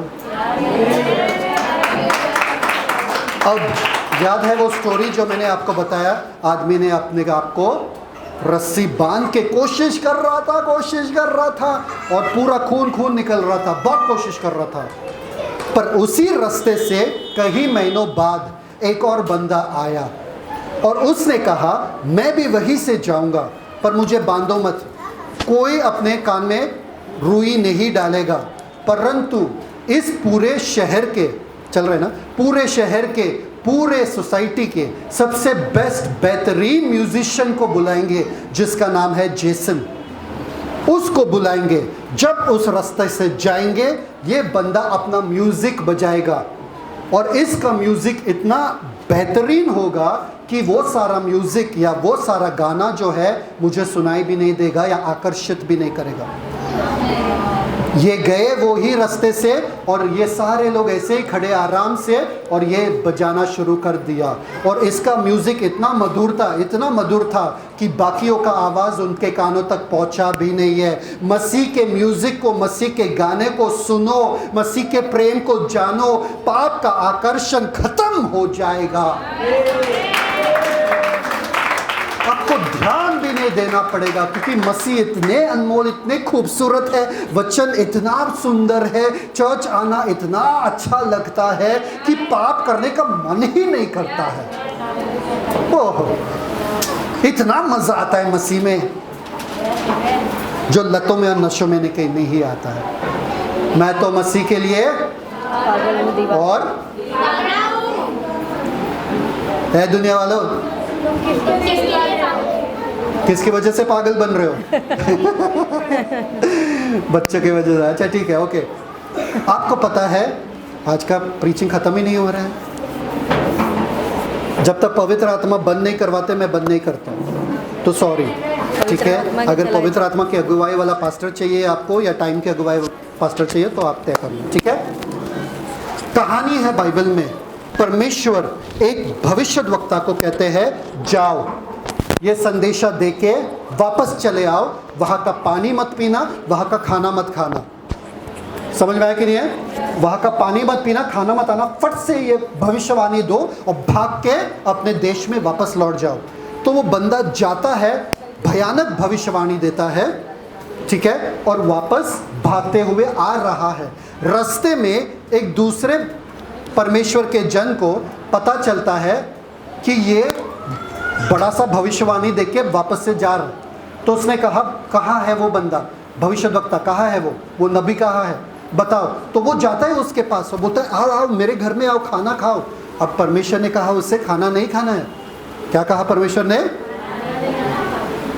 तो ये भविष्यद्वक्ता, बूढ़े से भविष्यद्वक्ता गए उनके पास और बोले अरे मैं भी परमेश्वर का जन हूँ, तुम खा सकते हो मेरे घर में, परमेश्वर ने मुझसे भी कहा कि तुमको बुलाने के लिए आ जाओ मेरे घर में खाओ।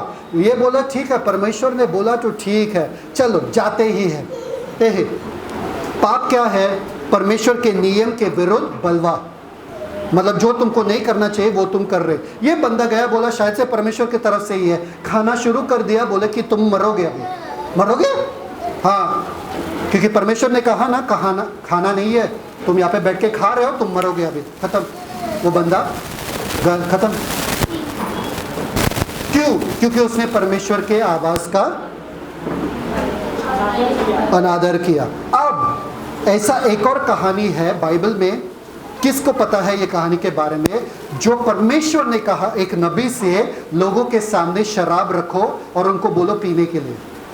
किसको पता है ये कहानी कहाँ पर है?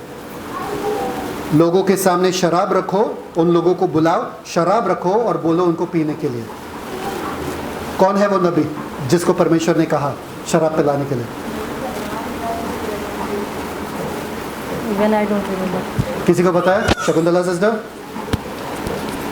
अमित रहता था, अमित बताता था एस्तर।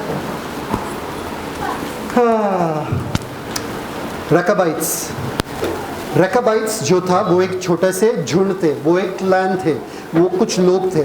परमेश्वर ने कहा उन लोगों को बुलाओ, नबी से कहा और बोला कि शराब रखो उनके सामने और बोलो उनको पियो, देखो वो पीते कि नहीं। वो बंदा था यिर्मयाह। यिर्मयाह ने इस झुंड, छोटे से झुंड के लोगों को बुलाया और बोला तुम्हारे सामने हम शराब रख रहे, पियो। वो बोले हम नहीं पी सकते। बोले यस, मैं तो परमेश्वर का जन हूं, मैं तो परमेश्वर का बंदा हूं, अगर मैं तुमसे कह रहा हूं पीने के लिए तुम क्यों नहीं पी रहे हो? बोले चाहे परमेश्वर स्वयं आके बोले पीने के लिए तो भी हम पी नहीं सकते। बोले क्यों? बोले क्योंकि हमारे परदादा के परदादा के परदादा, जो भी परदादा है पहले, उन्होंने हमसे प्रॉमिस लिया और बोला कि चाहे कुछ भी हो तुम्हारे आने वाले पीढ़ी तक कोई भी शराब नहीं पिएगा। तो जो वादा हमने उससे किया हम कभी तोड़ नहीं सकते, चाहे कुछ भी हो। अगर हम मर भी रहे हैं, पानी भी नहीं है, तो भी शराब नहीं पी सकते। और परमेश्वर ने इस भविष्यद्वक्ता से क्या कहा मालूम है क्या? एक मरे हुए आदमी का आदर करते हुए ये लोग सदियों बाद भी शराब को हाथ नहीं लगा रहे, और मेरे लोग जीवते परमेश्वर के वचन को छोड़ के तुरंत पाप करने को दौड़ते हैं। मेरा आदर कहाँ रहा? अगर ये मरे हुए परदादा का आदर इतना कर रहे, मैं तो जीवते परमेश्वर हूं, मेरा आदर कहाँ रहा? उनका वो दादा जिंदा भी नहीं है देखने के लिए कि ये शराब पी रहे भी कि नहीं पी रहे, फिर भी ये रकेबाइट वाले जो है वो बोले नहीं पिएंगे क्योंकि हमने वादा किया। भले वो जिंदा नहीं है देखने के लिए, हम में से ना औरत, ना बच्चा, ना आदमी, कोई भी हाथ नहीं लगाएगा। ऐसा हमारे साथ होना चाहिए। हम पाप कर ही नहीं सकते हैं, भले कोई देख रहा है कि नहीं देख रहा है। क्यों? क्योंकि परमेश्वर से हमने वादा किया, परमेश्वर में हम महफूज है और परमेश्वर हमारे लिए सब कुछ है। खत्म, पाप के साथ हमारा रिश्ता खत्म। अब ये जो खिंचाव है जो 7वें अध्याय में हमने देखा, 8वें अध्याय में पवित्र आत्मा के द्वारा खत्म हो चुका है। अब हम हवा में उड़ रहे, स्वर्गीय स्थानों में बैठे हुए हैं और पाप के ऊपर हमारा जय हमेशा है। तो कोई भी पाप ऊपर नीचे है क्या? कम ज्यादा है क्या? टिप आपके लिए, टिप, सब लोग बोलो टिप। टिप चाहिए कि नहीं कि कैसा करें? ठीक है, थैंक यू पूछने के लिए। अगर एक आदमी खड़ा है, 2 आदमी खड़े हैं यहाँ पे, सिगरेट ऑफर किया जाता है उनको, ठीक है, एक बंदा बोलता है नहीं नहीं नहीं मैं छोड़ने की कोशिश कर रहा हूँ। एक बंदा क्या बोलता है? मैं छोड़ने की कोशिश कर रहा हूँ। दूसरा बंदा बोलता है नहीं मैं सिगरेट पीता नहीं। इसमें से कौन ज्यादा दिन तक सिगरेट पिए बिना रह सकता है? जो कभी नहीं पिया। नहीं वो बोलता है, दोनों भी छोड़ने की कोशिश कर रहे हैं, तो कौन सबसे ज्यादा विजय रहेगा? जो बोलता है कि नहीं मैं कोशिश कर रहा हूँ छोड़ने का, या दूसरा कि मैं स्मोकर हूँ ही नहीं, मैं स्मोकर। समझ में आया कि नहीं है? पहले अपने आइडेंटिटी को चेंज करो, अपने पहचान को चेंज करो कि आप कौन हो। नहीं मैं सिगरेट पीने वाला हूं ही नहीं, तो वापस से वो बंदा आएगा आपके पास सिगरेट देने के लिए? खत्म। नहीं मैं व्यभिचारी हूं ही नहीं। समझ में आ रहा है कि नहीं आ रहा है? आपका पहचान पहले बदलो, फिर ही आपके आदतें जो है बदल जाएंगे। तुम सुबह नहीं उठ रहे हो, नहीं मैं आलसी हूं नहीं, मैं आलसी नहीं हूं, मैं बहुत मेहनती हूं, मैं लगाव से, मैं हर दिन लगन से उठता हूं और प्रार्थना वाला इंसान हूं, मैं दिन रात में प्रार्थना करता हूं, परमेश्वर से जुड़ा हुआ हूं मैं, ये मेरा पहचान है। पहचान के हिसाब से आप जियोगे। तो सबसे पहला सवाल आप लोगों के लिए, क्या कोई कम ज्यादा पाप है कि नहीं? कम वाला पाप और ज्यादा वाला पाप है क्या? मृत्यु, व्यभिचार, कोई कम है कोई ज्यादा है क्या? हाँ या ना बोलो? नहीं। हाँ या ना बोलो? नहीं। तो यीशु ने ये क्यों कहा? पढ़ो। यूहन्ना 19:11। यीशु ने उत्तर दिया कि यदि तुझे ऊपर से न दिया जाता तो तेरा मुझ पर कुछ अधिकार न होता, इसलिए जिसने मुझे तेरे हाथ पकड़वाया है उसका पाप अधिक है। उसका पाप मतलब अधिक पाप है और कम पाप है ना? यीशु ने खुद कहा बड़ा पाप और छोटा पाप। बड़ा पाप और छोटा पाप है कि नहीं है? पिलातुस भी पापी था, पर वो बोल रहे तुम्हारा पाप छोटा वाला है। यहूदी इस्करियोत जिसने पकड़वाया, उसका पाप बड़ा वाला पाप है। तो बड़ा और छोटा पाप है क्या? नहीं, अभी आपके सामने रखा है कि नहीं है? नहीं है। नेक्स्ट सवाल, ठीक है, छोटा दंड और बड़ा दंड है क्या? नहीं है ना। छोटा दंड और बड़ा दंड है क्या? कौन हाँ बोल रहा है? छोटा सजा बड़ा सजा है क्या पाप के लिए? है। कौन हाँ बोल रहा है, कौन ना बोल रहा है? सब लोग ना बोल रहे हैं? नहीं, हाँ बोल रही हाँ बोल रहे हैं कि ना बोल रहे हैं? है। छोटा बड़ा सजा रहता है ना कैसे बताओ? पाप के लिए। कैसे? कोई मारा किसी को तो यहाँ पे दुनिया में रहता है। नहीं नहीं नहीं, दुनिया के बारे में नहीं, आत्मिक बात है, दुनिया में नहीं। नहीं नहीं, पाप नहीं। की मजदूरी मृत्यु है। मृत्यु पाप है। करेगा वो मृत्यु। ठीक है, लवली सिस्टर ने कहा पाप की मजदूरी क्या है? कोई बड़ा दंड नहीं है, कोई छोटा दंड नहीं है। तो बाइबल में ये क्यों लिखा है? पढ़ो। इब्रानियों 10:29, तो सोच लो कि वह कितने और भी भारी दंड के योग्य ठहरेगा जिसने परमेश्वर के पुत्र को पांवों से रौंदा और वाचा के लहू को जिसके द्वारा वह पवित्र ठहराया गया था अपवित्र जाना है और अनुग्रह की आत्मा का अपमान किया। बड़ा दंड है, छोटा दंड है क्या? बड़ा पाप छोटा पाप है क्या? तो इसका जवाब क्या है? किसी के पास जवाब है क्या? कि अभी तो कहा मैंने कि बड़ा पाप छोटा पाप नहीं होता है, फिर अभी मैं कह रहा कि बड़ा पाप छोटा पाप होता है, और फिर अभी मैं कह रहा हूँ कि बड़ा दंड छोटा दंड पहले नहीं होता था, पर अभी कह रहा हूँ कि होता है। तो क्या है कि नहीं है? है कि नहीं है? कुछ तो बोलो। वो आप लोगों के लिए सवाल है। प्रार्थना करते हैं। पिता परमेश्वर, धन्यवाद देते हैं सुंदर समय के लिए, आपके वचन के लिए। धन्यवाद कि आपने इतने कुछ चीज़ें हमें सिखाया पिता, कि पाप के साथ हमें लड़ने की ज़रूरत नहीं है, हमें सिर्फ आत्मा में चलना है और शरीर के काम जो है वो कम होता रहेगा और हम विजय पाते रहेंगे पिता। जीवन से बढ़कर वाला ज़िंदगी, विजयता वाला ज़िंदगी जिएंगे हम पिता, क्योंकि हमने जान लिया है कोई दोष हम पे लगा नहीं सकता है और कोई दंड की आगे हमारे विरुद्ध नहीं है, और आपके प्रेम से जो यीशु मसीह में है हमको कोई अलग नहीं कर सकता है। धन्यवाद पिता आज के दिन हमें ये समझाने के लिए, और हमें पता है कि हमारा आइडेंटिटी क्या है, हमारा पहचान क्या है, हम मसीह में कौन है और उसी के अनुसार हम जिएंगे। धन्यवाद यीशु मसीह के नाम में मांगते सुन स्वीकार कबूल करो। आमीन। Celebrate the Christ life. God bless you.